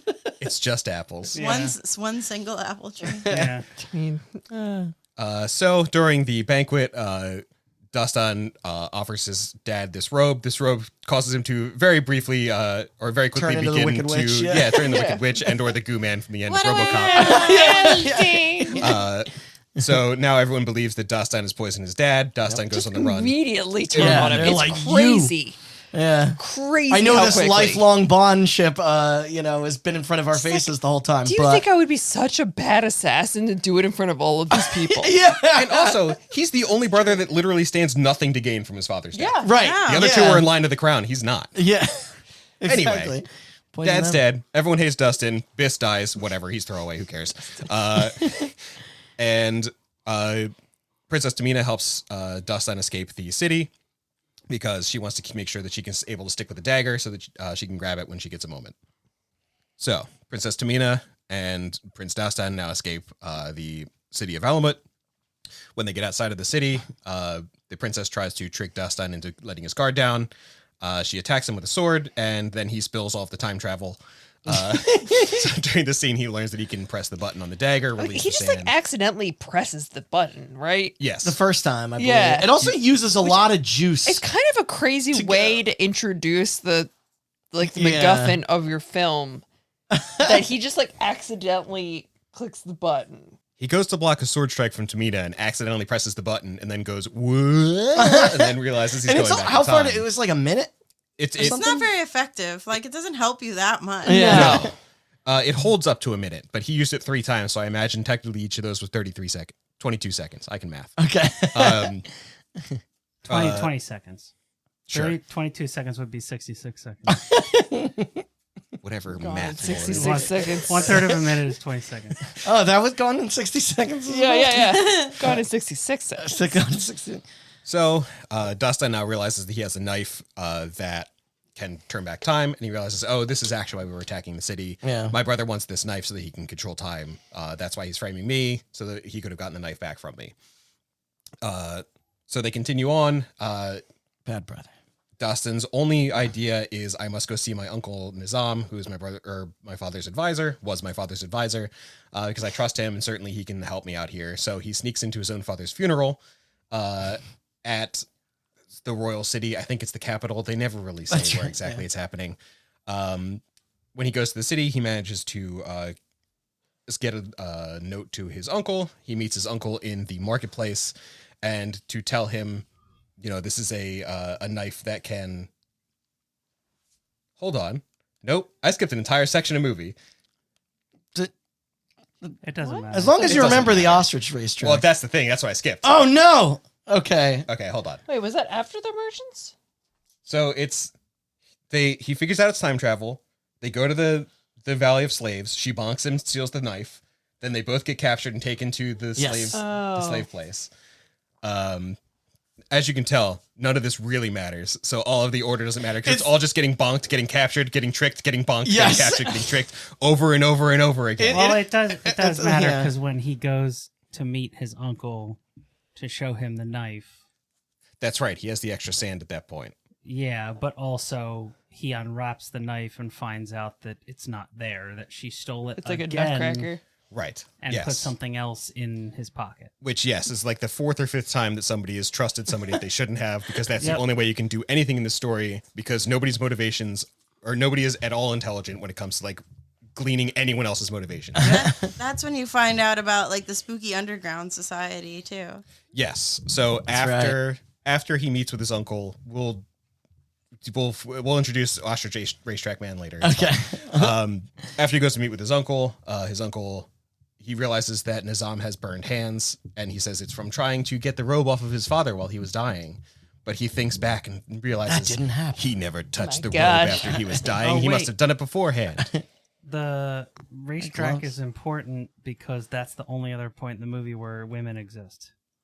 That's Because what's her face gets contracted into being like a drink girl. Yeah, yes. there's Hooters waitresses Yeah, at there's the Hooters ostrich. waitresses. How do I Okay. not? I don't even remember I that. don't either. They because mostly we were- they mostly focus on her, but there are other women who are There handing out drinks. it's because do we were also- Cigars, cigarettes. we were also do entranced with the ostriches. That's Yeah. why. It's true. Yeah. I was. Yeah. Although, so the ostrich is a girl. Was also a lady. Bathsheba. Oh, there we Yes. go. Okay. So there are two women that are Two important to the plot.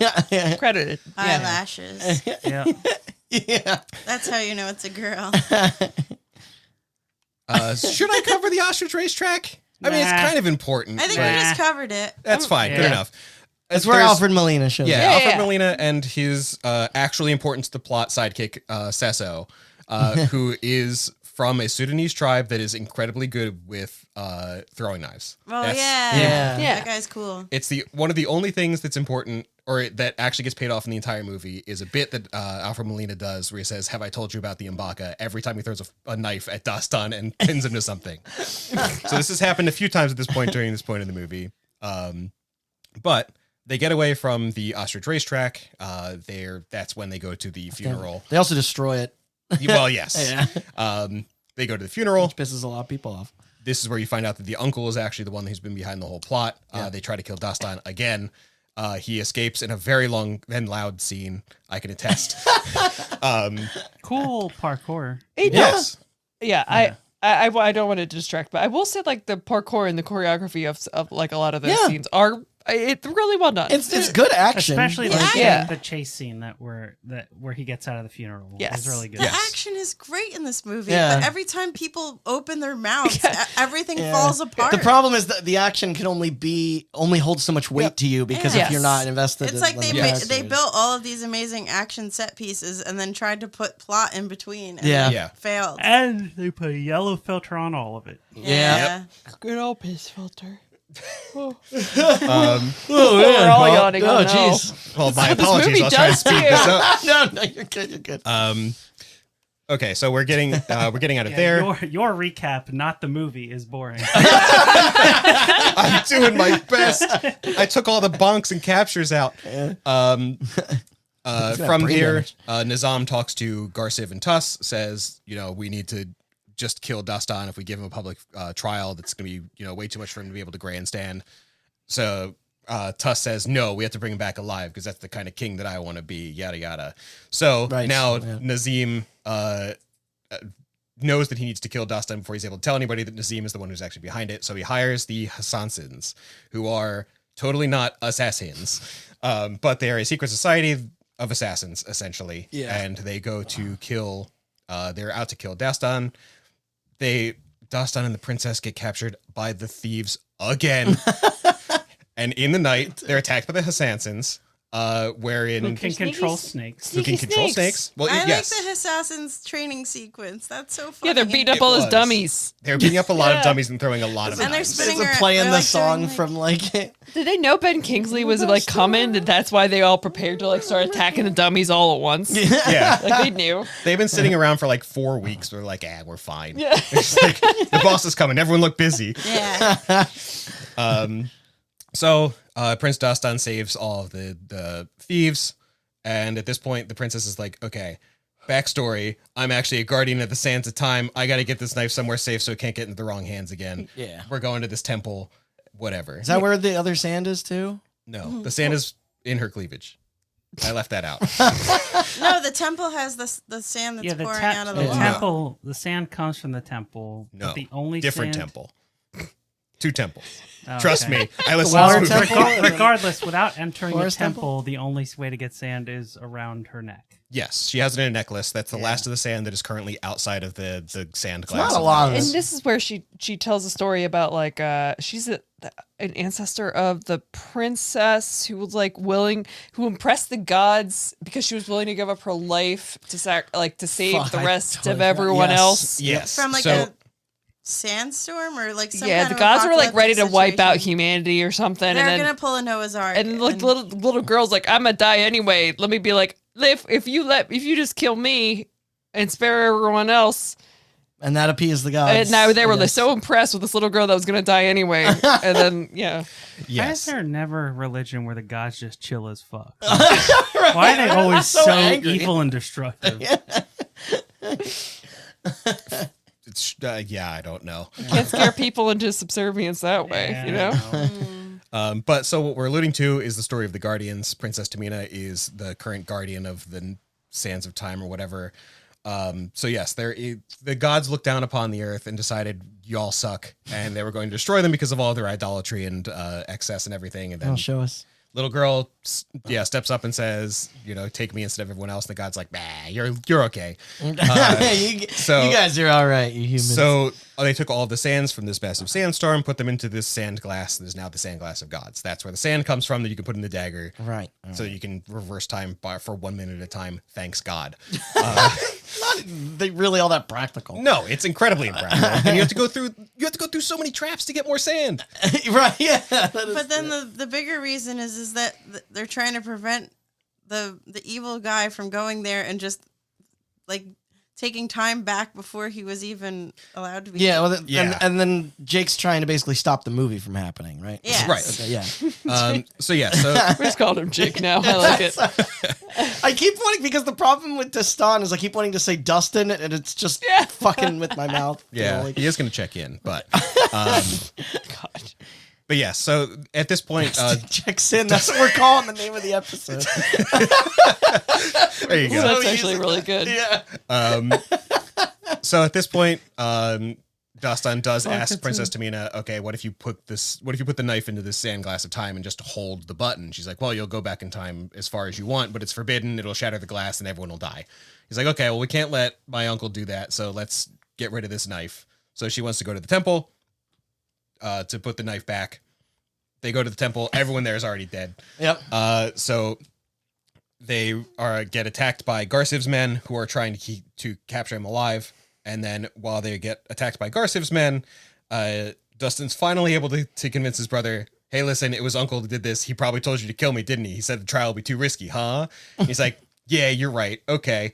Immediately killed. Yes. So He Garsiv's, gets his moment of like heroic. He gets redemption for Sacrifice, like, yeah. yeah, so he immediately gets knives thrown I in his believe chest. you.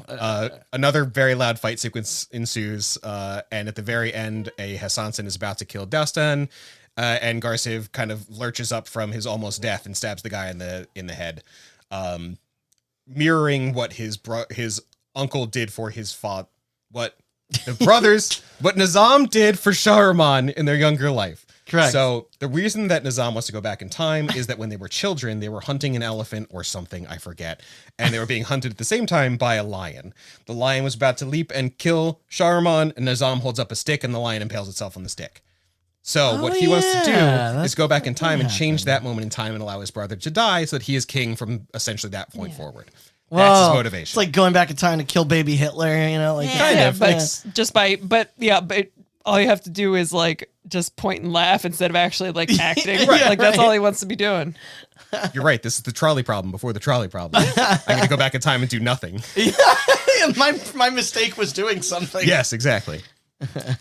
So at this point, in this scuffle, the knife is stolen by a snake from the Hassansons. He brings it back to Nizam, who is now in Alamet trying to find the sand glass of time now that he has the knife. Now, the only reason that Sesso is an important character in this entire movie is for the line that he's about to deliver.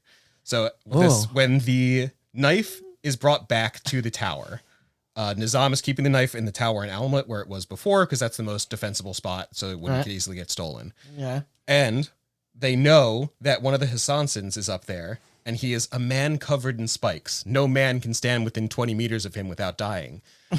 And Sesso delivers the coldest line of the movie, some men don't need to stand that close. Got him. So, and again, like I'm grasping. It's not a great line, but my God, out of the rest of them, it's pretty good. Yeah. No, he was a standout.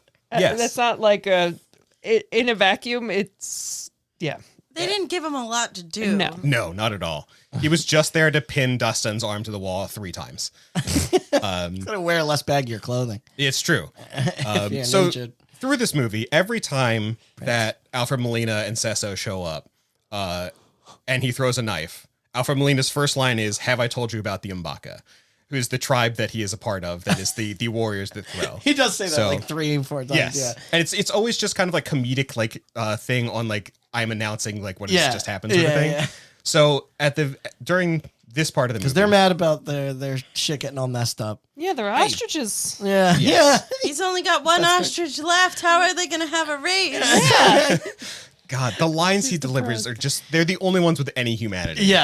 It's Yeah. incredible. If every character was like to the level of Alfred Molina's character, it would be a good movie. Yeah. Good personality. You could see yeah. that they were definitely going to angle to have him kind of be the next Yeah. Jack Sparrow in a way. Because everybody else is mumbling and then he's doing like bits, you know? Why Like, isn't everybody that big of a character? Because that's what's beautiful about the Pirates movies is that every character is a huge caricature of something. Like they're super silly and weird. Yeah. And like that's like the thing. Like his thing is that he hosts ostrich races that are fixed. so that he can make money that won't get taxed because he hates taxes. It's just so out of character for the rest of the movie, and also has such a thick British accent that he hosts ostrich races on, quote, Tuesday and Thursday. Hey, at least we know his motivation. That's pretty cool. Every single character is like so serious, and then he just seems like he's plucked out of a different movie. Yes, he's having a great time. Yeah, you put like this melodrama, and then you grab this comic relief sidekick from a different thing. Yes. Like he must have had an air conditioned trailer or something, because he just seems like he's having so much fun, and everyone else is miserable. So they send Sesso into the tower to go and fight this Sasansen and get the knife back. They're able to sneak him in, get him up to the final chamber, wherein they have a pretty well shot and interesting throwing knife battle between the Sasansen and Sesso. I thought it was pretty entertaining, all things considered. Sesso is victorious, but is also mortally injured in the fight. And for his last action, he grabs the dagger of time, hucks it out a window, and it lands within 3 feet of our protagonists, to which Alfred Molina says, I told you about the Umbaka. And I was like, okay, it's at least it's at least something that was decently set up and like fairly well paid off in the movie, and that's about the only thing that is. Yeah, and the only character like motivation anyway that was really set up and paid off and like paid any attention to. Yes. So that's why it's remarkable. Okay, so they have the knife now. Dastan goes and finds his brother Tuss in some room, holds him at knife point to get him to listen to him finally, and says, this is a knife, turns back time, our uncle's lying to us, yada yada, blah blah blah. Stabs himself in the chest and tells his brother to fix it so that he can actually experience it and go back in time. Tuss presses the button, goes back in time, saves. Couldn't you have just done like, how many fingers am I holding? 100 of any things? Yeah. No, there's way better plans than I will die if you don't press this button. Yeah. And also, on rewatch, I know we talked about it during the movie. Yeah. He waits way too long to press that button. It's beyond a minute. Yeah. Anyway, they're both back alive. They order Nizam to be captured. And of course, since now another brother believes Dastan, he's immediately killed. Yep. Like comedically so. Like quickly, yeah. So they begin to fight between Nizam and Dastan. I forget exactly how this happens because this movie has no transitions, but they end up, Dastan ends up with the knife, and they're going down to the Sands of Time. No, Nizam has the knife. He's going down an elevator down the Sands of Time, and Dastan and Tamina are going through the Indiana Jones traps that are certainly like, we have to include this because if we don't, it won't look anything like the game. So they traverse a bunch of Indiana Jones traps. They end up at this gigantic sand glass of time.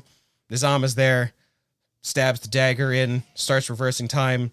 Tamina falls off a cliff. I don't remember exactly why that happens. She's like, it was your destiny the whole time. Yeah. Nizam and Dastan fight over the dagger. They end up pulling dagger out, and Dastan is sent back in time to exactly where he first got the dagger, which is the whole movie just starts all over again. Yes. Yep. So at this point, Dastan calls out Nizam and says, hey, listen, we sieged this entire city completely falsely. Was it by here that we're like, well, this has got to be wrapping up. This is over, right? And then like 15 minutes. Yeah. So he and Nizam are trying to convince his brother. He's like, Nizam is saying, obviously your brother's in some sort of the battle delusion, whatever. We'll give him the night to rest it off. And Dastan's like, don't listen to this creepo over here. Yeah. And Tuss is like, okay, well, let's go talk to the spy. He would know the truth. And then rather than Nizam expecting the spy to either kill himself or lie for him, he immediately attacks Dastan, showing himself to be the traitor, and then no other conclusion could possibly be drawn. Naturally, he loses the fight. Movie ends. Dastan and Tamina get married. I don't know. That scene didn't make a lot of sense. Even though she doesn't remember him.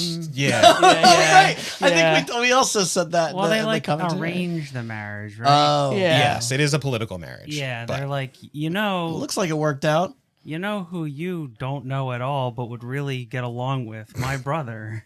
It's like, yeah, I guess.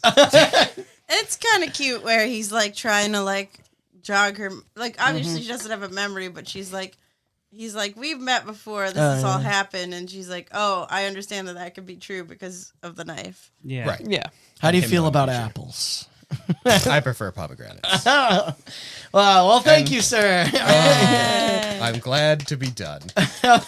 I still feel like Spirits Within had to be the hardest in terms of, it's like incomprehensible. This was at least linear. yeah. Like Spirits Within was just like weird babies and goop all over the place. I don't know what was happening. But I feel like this plot is like literally a page. Yeah. But it's like nothing really I mean, they literally like it ends with them undoing everything. So yes, no, there's a reason that the novelization of this movie is 140 pages at 14 font. Yeah. Like there's not much happening. and you said the way that is Okay. structured, it's like most of the.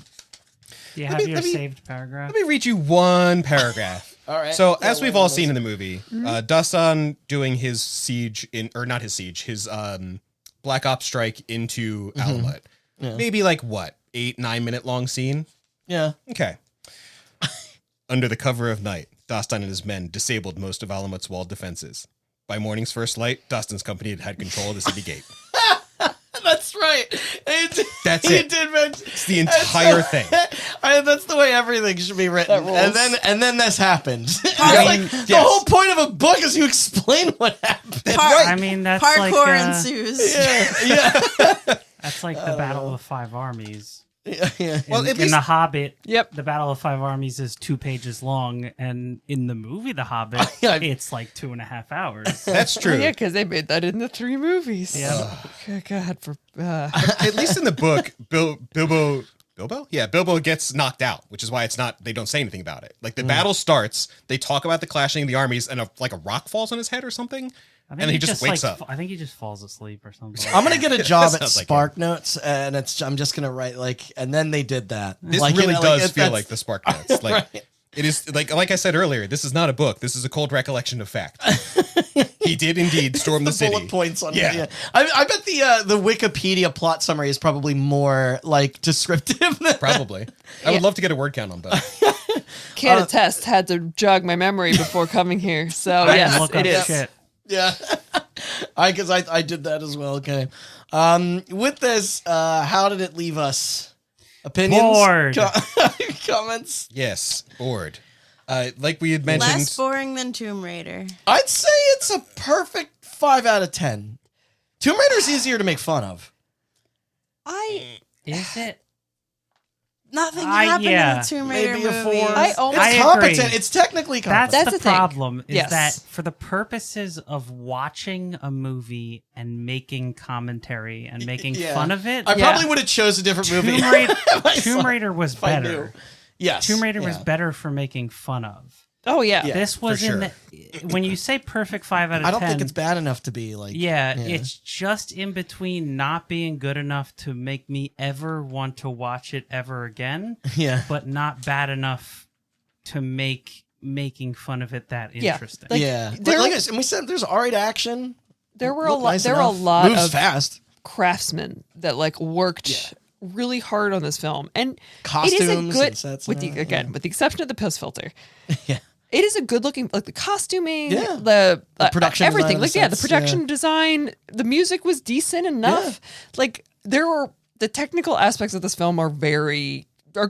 Yeah. How mad do you think you had to be like a production designer on this movie and work must have been tirelessly so to make frustrating. everything look great? And Yeah. then the director just goes into the color grading booth and says, "Yellow, more yellow." That was the era. Like, look at this, Yeah, the Clash of the couldn't get enough of Titans it. movies that came out in those Yeah. like around that same time. They're also To the just point- piss. To the point where when movies did do color grading things like that, they're like The Matrix. Yeah, the green. The Matrix tint has to a it. green It's great. tint to it, and there's a reason. Yeah. Yeah. There's It a only happens narrative when they're in and the- stylistic reason, and then when they went to go remaster it, along with remastering all the rest of these movies, they were like, get rid of the green filter, it's bullshit.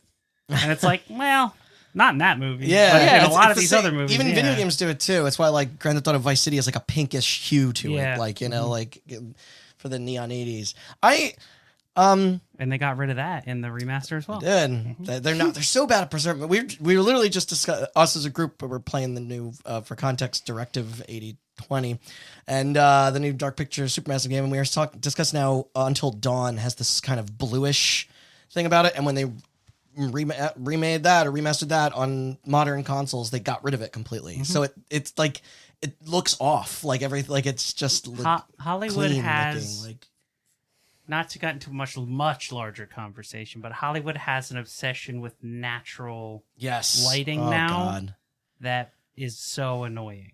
The red letter joke of Everything- like, which they show it like they were talking about when they filmed Titanic, and it's Yeah. so well lit even when it's night. Yeah. And they're like, and if anybody asks where's the color or where's the light coming from, you're like, well, it's a movie. People need to see what's Yeah. happening. Like, who Yup. cares? Yeah. Like it's. They're so Let's obsessed, bring that they're back. so obsessed with natural light sources and natural color. Yeah. But the game we were playing last night, there was an option to give it a filter so it looks like a different time There, period. yeah. No, Yeah. there's an option that's locked behind a paywall. To give it a Yeah, we filter. have to pay that's You have what to it get the was. deluxe edition to get the 70s, 80s, and 90s filters or whatever. What are we doing? Why would anyone replay that game again? Yeah. To see other to see things all the that- endings. Yeah. Yeah, I guess you're right. Other ways I would you like can to die. replay that game again so that my character doesn't die immediately. Well, you could have chosen the one that I did. It's true. And the other thing I'm going to point out, which I already did, was the narrative. Like there will be like no dialogue for 10 minutes of action, and then just like you said, retelling everything that happened and explaining what you're going to do next. Yes. The crazy. Oh, go ahead. And like the thing that is more obvious without visuals is that they have no idea of how to transition to any scene. So like No. everybody just gets captured or something gets stolen over and over and For a over movie again. called The Sands of Time, we were actually having trouble with distilling how long in between this and this Right. happened. Like I will yeah, say, like it's if you do want to sense of listen time to in it, it. listening to it at 1.4 speed does improve the dog shit pacing. It's very funny to me because this is a Disney movie. Right? Yeah, it And is. I have to this- keep reminding myself. Of that. This is in a pre-Avengers era. Yes. Yeah. Because Avengers was 2012. This was right? filmed at around the same time as it was Iron Man 2. Sorry. Yeah, yeah. Iron Man Oh, came Which out Disney, already. because when Iron Man was out, Disney hadn't owned Marvel yet, and then And it was Wait, when actually was that acquisition? 2010. Yeah. I think it was this year. it was groundbreaking for its time because this movie is paced just like a post Infinity War Marvel movie. Yes, because it's like 2.5 Because- hours yeah. long, and Two the and a rest half of it hours is long. action. It is the longest movie we 2.5 watched. hours long, filled with bullshit action that's really hard to follow. This and movie not wasn't a two lot and a of half hours dialogue. long, was it? No. I think it's like 2 hours. Was it 2 hours? It was a little 1:55. over 2 hours. Okay. Yeah. I still think it's longer than everything else we've watched. For sure. But that's a It good was, comment. Like but I yeah. feel that's how I feel about Marvel movies Because now. Where it's yeah. just Marvel like movies for their time, and I'm talking like Iron Man and like the Yeah. first Avengers, up to the first The Avengers ones that have movie, identities and stuff. were paced better. I mean, I think They're a lot shorter. say what you will They got about bloated. Marvel in general, but I think Infinity War is one one of the best paced. Oh yeah, and in blockbusters terms of all editing, time. like it's crazy. That movie has like 30 main characters, and you know what's going on at all yeah, moments. and yeah. and after that, structured they very well. just lost the plot, and they Yeah. don't know how to pace any of those Oh movies. god, when and we this- watched Quantum Mania Yeah, or like the this Eternals, they're like the felt- most boring and thing this you'll felt ever like see. those. Yeah, it This did. felt Like, paced nothing like- happens. Like the Marvels or Eternals or one of those really bad post Infinity War Marvel movies. I will say, I like the ostrich with the sock on her head. Yeah. That was very that was ostrich Bathsheba, racing the is final peak ostrich. part. We like Alfred Molina. If this movie didn't have Alfred Molina in it, That would have been more of a slog. it would have than been like was. a 2 out of Yeah. 10. Yeah. Him and He- Cesso. Yeah. Ciso? Cesso, Yeah, yeah. those two No, Cecil's the characters failed improved streamer. this movie a full 3 out of 10 agreed, points. agreed, yeah. agreed. Now we're on to guess the Rotten Tomatoes. Oh, I actually Yeah? know this, so okay. I Critic Okay. or viewer? Yeah, critic. I looked it up before we watched it, and You I forgot? forget. I'm gonna guess like 40. Damn Okay. it. I'll say 45. All right. All right, I'm gonna be a real asshole. 46. A whopping 36. So we all percent. went over. which is Yep.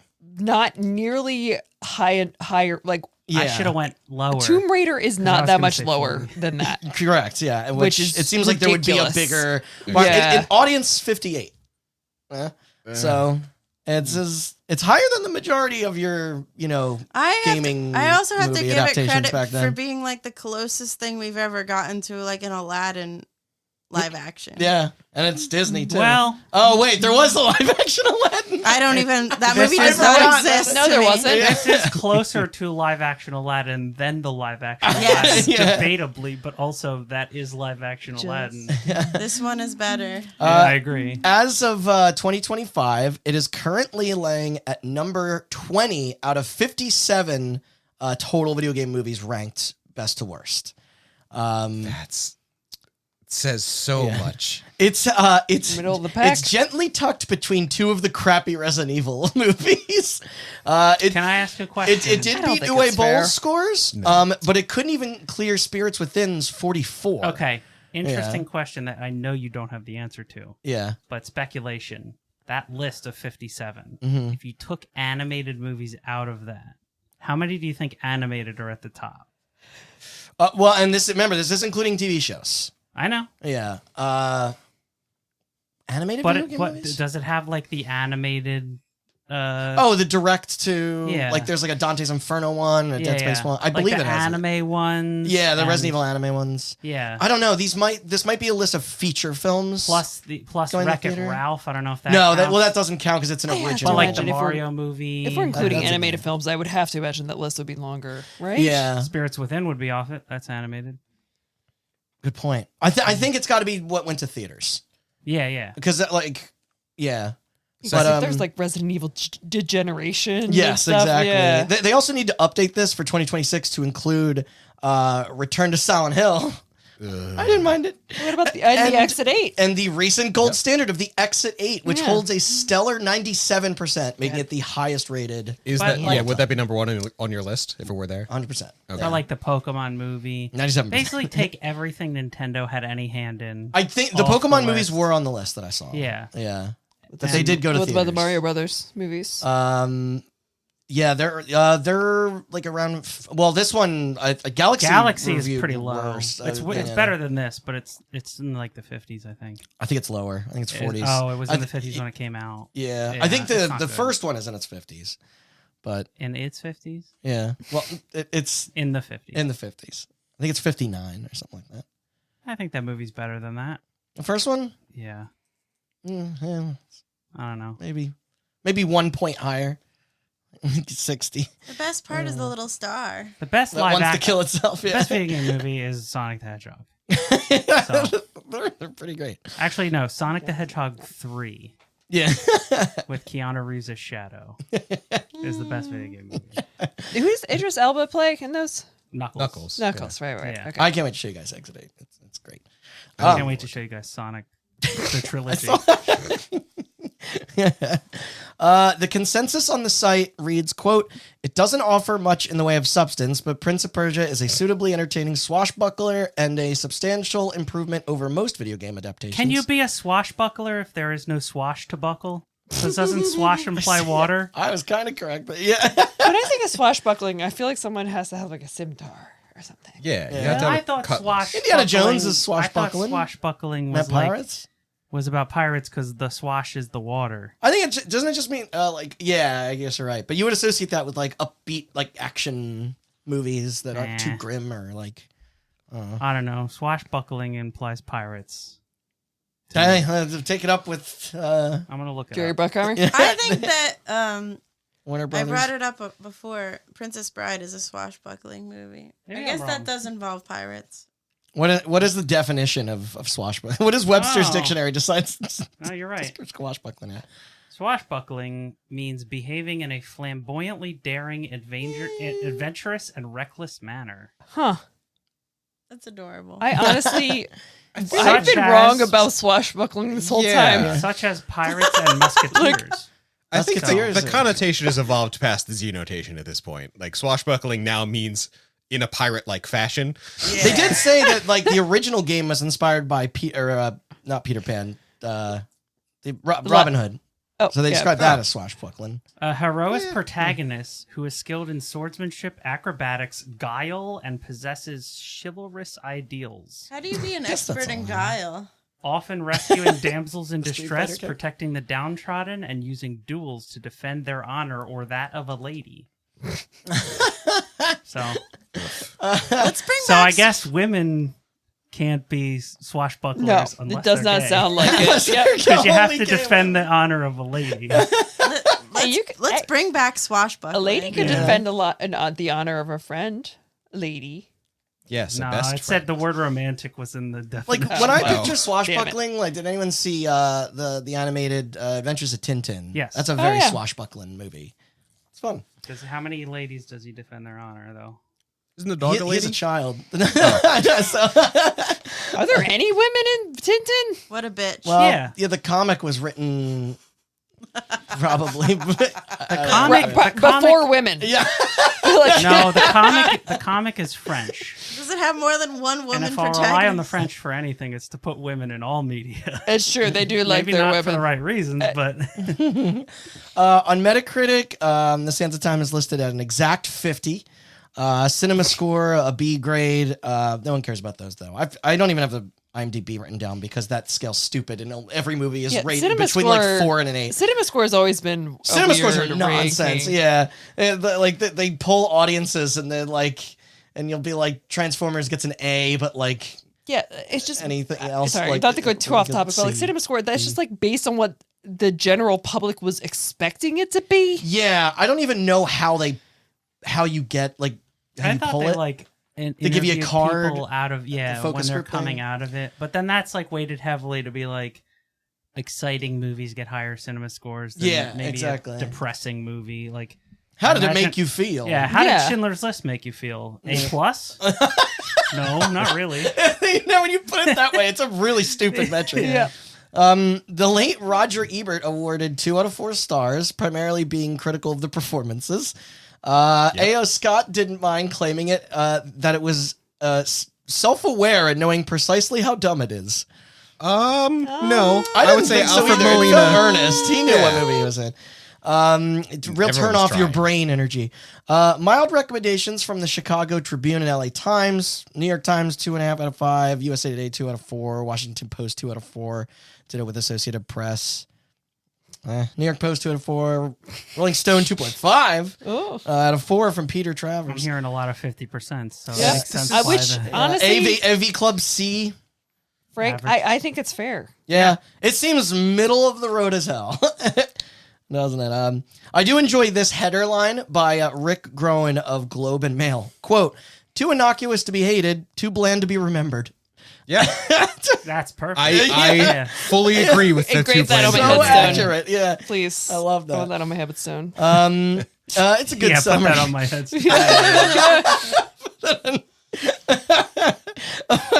A bunch of these pieces read similarly: amusing moments, solid action and production values, poor script and plot, but mostly that was boring. Despite the breakneck pacing at times, especially for its length of 116 minutes. You're right. Uh-huh. Trust me, Felt I longer know. than that. Yeah. There's no way that was. It felt longer and shorter somehow. Yeah, exactly. It was funny because when we started, you could hear our moods change throughout. Because for a while, we're like, "Wow, this is moving pretty quickly," and then it's like us falling asleep, and then it's back to it again, and then it like That's the lets thing. up. It's like we It realize ends that 3 times. yes, Yeah. it ends a bunch of times, and every time there's action on the scene, it's well done and in service of absolutely nothing. Nothing. In terms of revenue, they didn't quite hit their target off the bat. Not the quote new Pirates of the Caribbean that Disney hoped for. Opening weekend, it sat at number 3 at the box office with 30 million. This below Shrek Forever After the 4th one, and Sex and the City 2. Man, what a True weekend! Titans. Yeah. True Titans. Shrek 4 is better than 3. Do you think in 2010, marketing a movie like this, it was better or worse for people to know that it was based on a video game? I think That's worse. a good question. I think worse in Worse 2010. too. I agree. That would be the difference between like my dad seeing it and not seeing Yeah. it. Yeah, Because Absolutely. Pirates of the Caribbean is based on a ride. but Yeah, they you're didn't right. say They didn't say that. They didn't say that in the That would movie. have been really marketing. funny because like the stakes in that movie, Yeah. they're not gonna say it's based off the Yeah, ride. because like I this was just at like the cusp of where they began to like commoditize nerd culture, right? Yeah. So Yeah. it's like that sort of stuff wasn't like a selling point of it. being You're a right. video feel game. You were Post still Spider-Man. bullying. It really was when Spider-Man Disney 1, 2. bought Yeah. Marvel. I Yeah. feel like that's when it really started to take off. Truly, yeah. And now the Emmys are full of fucking TV shows based on That's video true. games. It's true. Yeah. It was the 3rd biggest game adaptation at the time, just behind Pokemon movie and Lara Croft Tomb Raider. Remember? Oh, No. Yep. Yeah. I've forgotten. They made a Tomb Raider movie? That's wild. Oh yeah, wait. Are we doing They an made episode on the 3. second, the sequel? No. No. I jokingly was gonna watch it and then talk to you guys about it. I got 20 minutes in. We're not doing that. Really? Yeah. The only thing that's interesting to report about it is that it's John DeBont's last movie. That's what made him retire, and it's a shame because he did like Speed and Damn. Twister. He got half his face ripped off doing that Roar movie, and apparently he had a worse time making the second Tomb Raider. I feel like that's all you gotta say, honestly. He'd rather hang out with all the lions. I bought and lost that novelization. I'm not buying it again. So you can't do it. The second one? Second Tomb Raider. Yeah. Oh, No, yeah, the Roar Dear God. novelization. What do you keep under your pillow? Scratch. at night? Roar. Fly in one. The Doom novelization, I hope. Oh yeah. We'll get there. Internationally, it fared pretty all right, placing first in 19 European countries, but failing to top in its own native land of the UK, as it was defeated by Street Dance 3D, featuring Britain's Got Talent stars. Sure. I suppose this was their. I'd rather watch Prince of Persia. This is their take. Yeah, me Yeah. too. This is there from Justin to Kelly. No, this is their. This is from the Step Up craze. This is the Yeah. English Ooh. Step Up. Remember Step that? up to the streets. Yeah, God, UK. They made Come 4 on. of those, I think. They made way more than that. Sorry. Yeah, there was a 3D one. 4 went to theaters. I think they made more than that. Oh my god. What are you doing 3D ones? Like the shoes just come out at you with like breakdancing? Oh no, Probably. this person is dancing too close to my face. yeah, it'll look like a Beastie Boys video. Hearing all this shit makes me actually like Prince of Persia the movie more. Yeah, like I wish it had done better. between like Sex and the City 2 and Shrek 4. four, like, yeah. Like, all right. I guess if you're going to the movie theater that weekend and you're staring up at the marquees, you're like, I guess. Yeah. Let's say, yeah. Again, technical standpoint, very competently made movie. I just wish Funny- it was better written. Funny Yeah. enough, Sex and the City 2, similar plot. Don't So- they find a MacGuffin that lets don't them go think back they in can time either and confirm or. Oh yeah, Yeah. and they're like ugly white Americans. Yeah, where they're in, like, just Saudi bumbling Arabia or around. some shit. Yeah, I think you're Yeah. right. But which one of them gets to control time? Probably Samantha. That sounds like a Samantha thing to do. totally. It's a very Samantha thing to do. You just reverse the course of an entire relationship. 'Cause it's bad. I'll never forget the. You have a line. bad one night stand and you go back in time. I'll never forget the line from the Simpsons when they go, "What's Sex and the City?" And they're like, it's that show where four straight women act like gay men. That's about all I know about it. Yeah. That aside, it did ultimately gross 90.7 million in America, and 335-ish worldwide, surpassing its budget, though just barely when combined with advertising. Yeah, the advertising budget, I'm sure, was huge. It definitely was. And yeah, I wonder, like, did they say, like, based on the video game? I doubt they did. By the end of its theatrical run, it managed to overtake Tomb Raider, thus giving it the #1 position for video game movies, a label it proudly kept until Warcraft. All right. So, Held thanks, on to China. that for 6 years, right? 6-ish. Yeah. So I guess those previous comparisons with Pokemon and and Tomb Raider with a weekend. So this had a longer legs, I guess, than those. Because I suppose when all the Pokemon Pokemon. Oh my my God. God. when all the Pokemon fans come you're out and turning they all into your see father. the movie, then I know. Then regular audiences aren't going to go see Pokemon. Wait, does that pronunciation just happen to you when you turn middle age? I think it is. Yeah, I it's think the gem so. in my hands going off like Hogan's run. It becomes Pokemon. You start calling every Pokemon you see a Pikachu. Oh yeah, it's Blue Pikachu. I wonder how this did in China, because China fucking loved Warcraft. So. No, the new version of that is anime movies. Oh yeah, yes. When they're like, it'll be like Demon Slayer is like the high, is like one of the top. I saw that movies last of the year. year You're like, when they were like talking about box office. like the movie of the year, and everybody's like, this year I can't even believe Demon Slayer Habe no Katsu or whatever it's called didn't get an Oscar, and I'm like, you What? really? Jay, explain that to the Academy voters. Yeah, because I think like a couple of years back now, like that the Broly movie, the Dragon Ball Super Broly movie, did like gangbusters at in U.S. box office, which is just crazy when you think about how much has changed. Yeah, truly.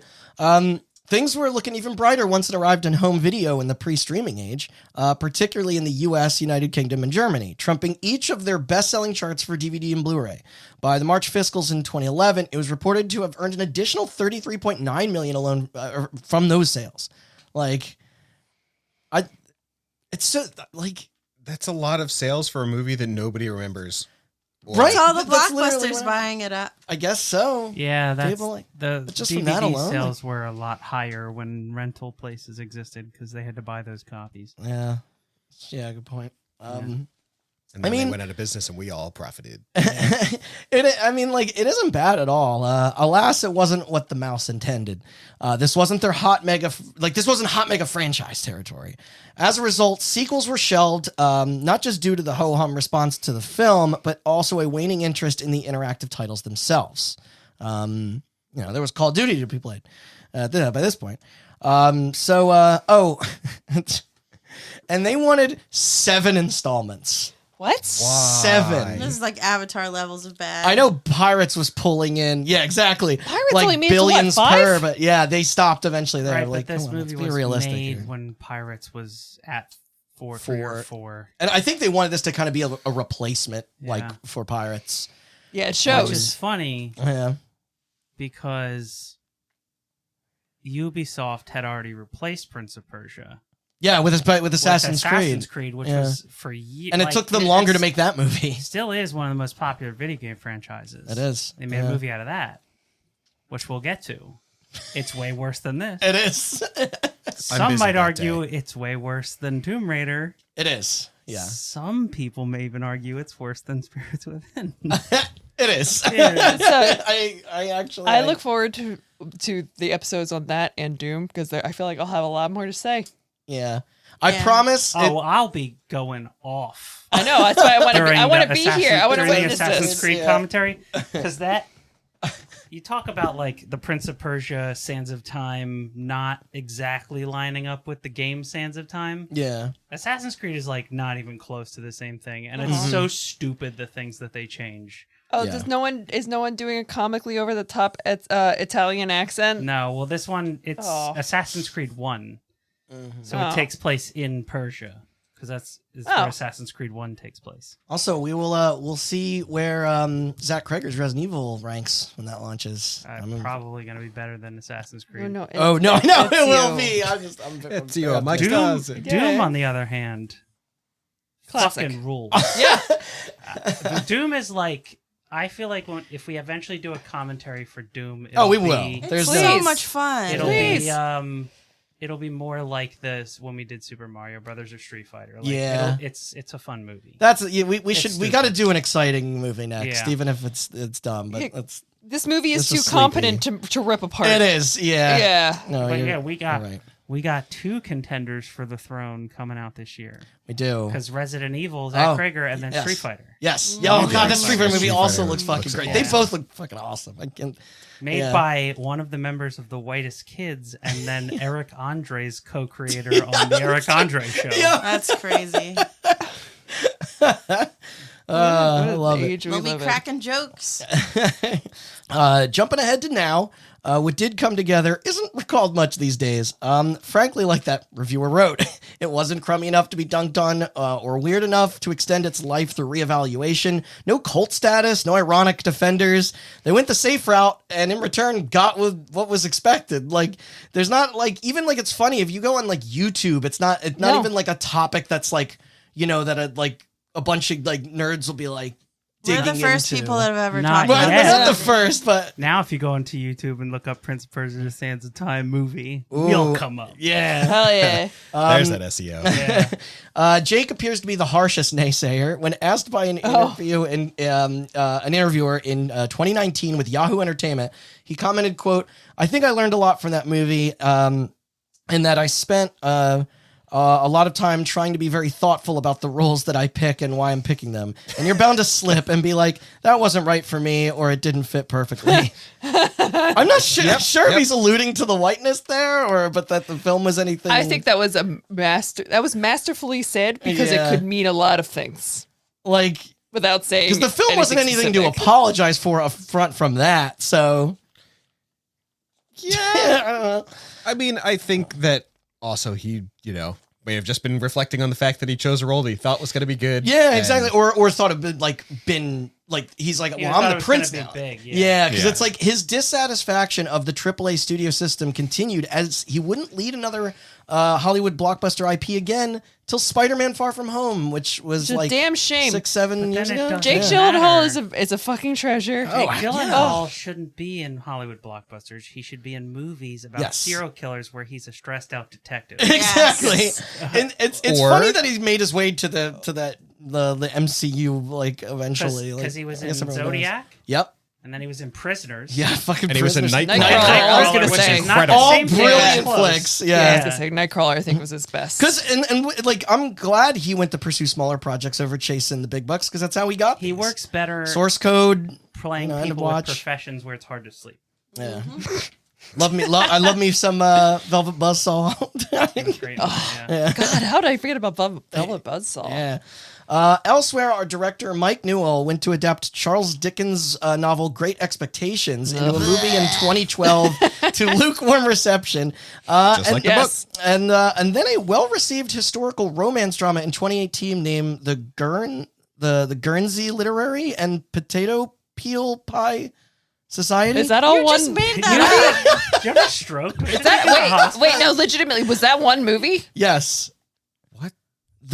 Sounds really The British. Guernsey I Literary think and you're Potato making- Peel Pie Society. You're making that up. I have no fucking clue what that word yeah. salad is. It sounds hellish. That Go to, might- go to Snopes. There's Is that no way. Incredibly British. Is that a British movie? Like, Oh, yeah. Okay. Do you have to ask? Hold on. I wanted to clarify. The Guernsey. Yes. Based on the best-selling novel, it says. Bye. Doesn't say on the poster. Oh, weird. Say, look. I wasn't lying. That looks like AI. That doesn't even Yeah, mean well, anything. that's just a lady in a dress. It looks like a straight to TV. It does. A follow-up on the silver screen might assuredly be dead, but thankfully the playable portion of the series has made its presence renowned in 2024 with the acclaimed action-adventure platformer The Lost Crown, as well as this past summer's The Rogue Prince of Persia, Yep. which is a 2D roguelike. The Dead Cells people. Yeah, I haven't touched either. Sorry. No. That's I great. was not a fan. Critical consensus would tell you that the 2024 one is incredible. Yeah. And that the I Rogue didn't Prince of particularly Persia like is the look of okay. it. I feel the opposite. I think the Rogue Prince of Persia is amazing, and I think that the 2024 one is But good. that's cool though. I skipped over the mobile shit because whatever. But if you are like, because I think there were like cell phone games or Nah. something. If you are yearning to dip into the OG and don't have a PS2, GameCube, or Xbox handy, there is an enhanced remaster of the classic that came to the XBLA and PSN storefronts. Never mind, that's probably been delisted then. Yep. All the more reason to hold out for the remake. Yeah, let's hold out for the remake that got canceled. It was formally revealed in 2020, scheduled for January of 2021, but then soon got delayed indefinitely. And then I also pointed out, updated my script because it was re-announced in 2024 Yes. to launch in 2026 after changing internal developers, or at least that was the plan until it was formally canceled on January 21st, 2026. And apparently it was like 95% done. That's insane. Yeah. This after Ubisoft claimed the project was terminated due to company restructuring while stating they couldn't, quote, reach the required quality level and demanded more investment they most- could responsibly commit. The most boilerplate ass company know. line. Whatever. I get video games difficult to make, but yeesh, it shouldn't be that hard. I guess just like that Beyond Good and Evil I mean, 2 they and just- Splinter Cell remake. It's cursed, but I they tell just ya. completely A reboot. rebuilt from the ground up Assassin's Creed 4, and that's coming out in like a month. You're right. Yeah, They resynced. didn't have any fucking problems with that. Why can't they make Splinter Cell or Prince of Persia? I know. Figured it'd be better off as a tax write-off or something. So that brings us to the final chapter for this tale. Prince of Persia, The Sands of Time, the film, was a commendable, forgettable effort, unfortunately, and yet quite possibly a vital stepping stone in proving video game adaptations can be profitable.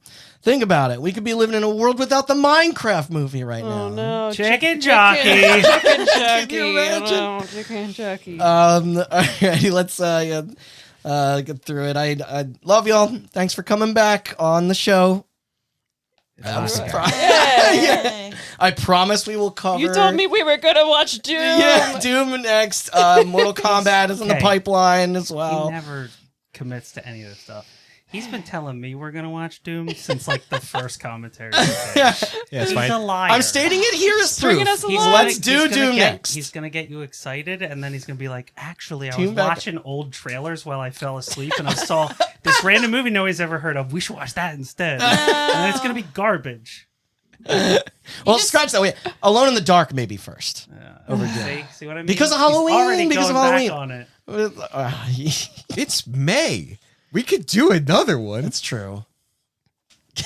So, Come on. What do the people want? that, They want Doom or Alone in the Dark. Come on. let's do You could both. also do Doom. Yeah, For Doom Halloween. spooky. Yeah, wait. Demons. That movie's not very spooky. It is The about game is hell. spooky. It is about hell. Yeah. Actually, the movie I don't think is about hell. Do they change it? Yeah, I think it's like alien shit. Oh. Not hell. Is- But they there's, also like, changed Is it. it because Event Horizon? But they also tapped it? changed it to alien shit, not hell, in Doom Three. Dark I Ages, honestly so- don't remember That's if it's true. supposed to be hell. Or like they're like In the demons from movie, hell. I don't think it's I don't. hell. Maybe Really? not. It's been a while. Mm-mm. It's not as I red gotta. as It's the- almost like Yeah. I need to rewatch it and refresh my memory, Randy. Yeah. In the meantime, go check out other commentaries and episodes.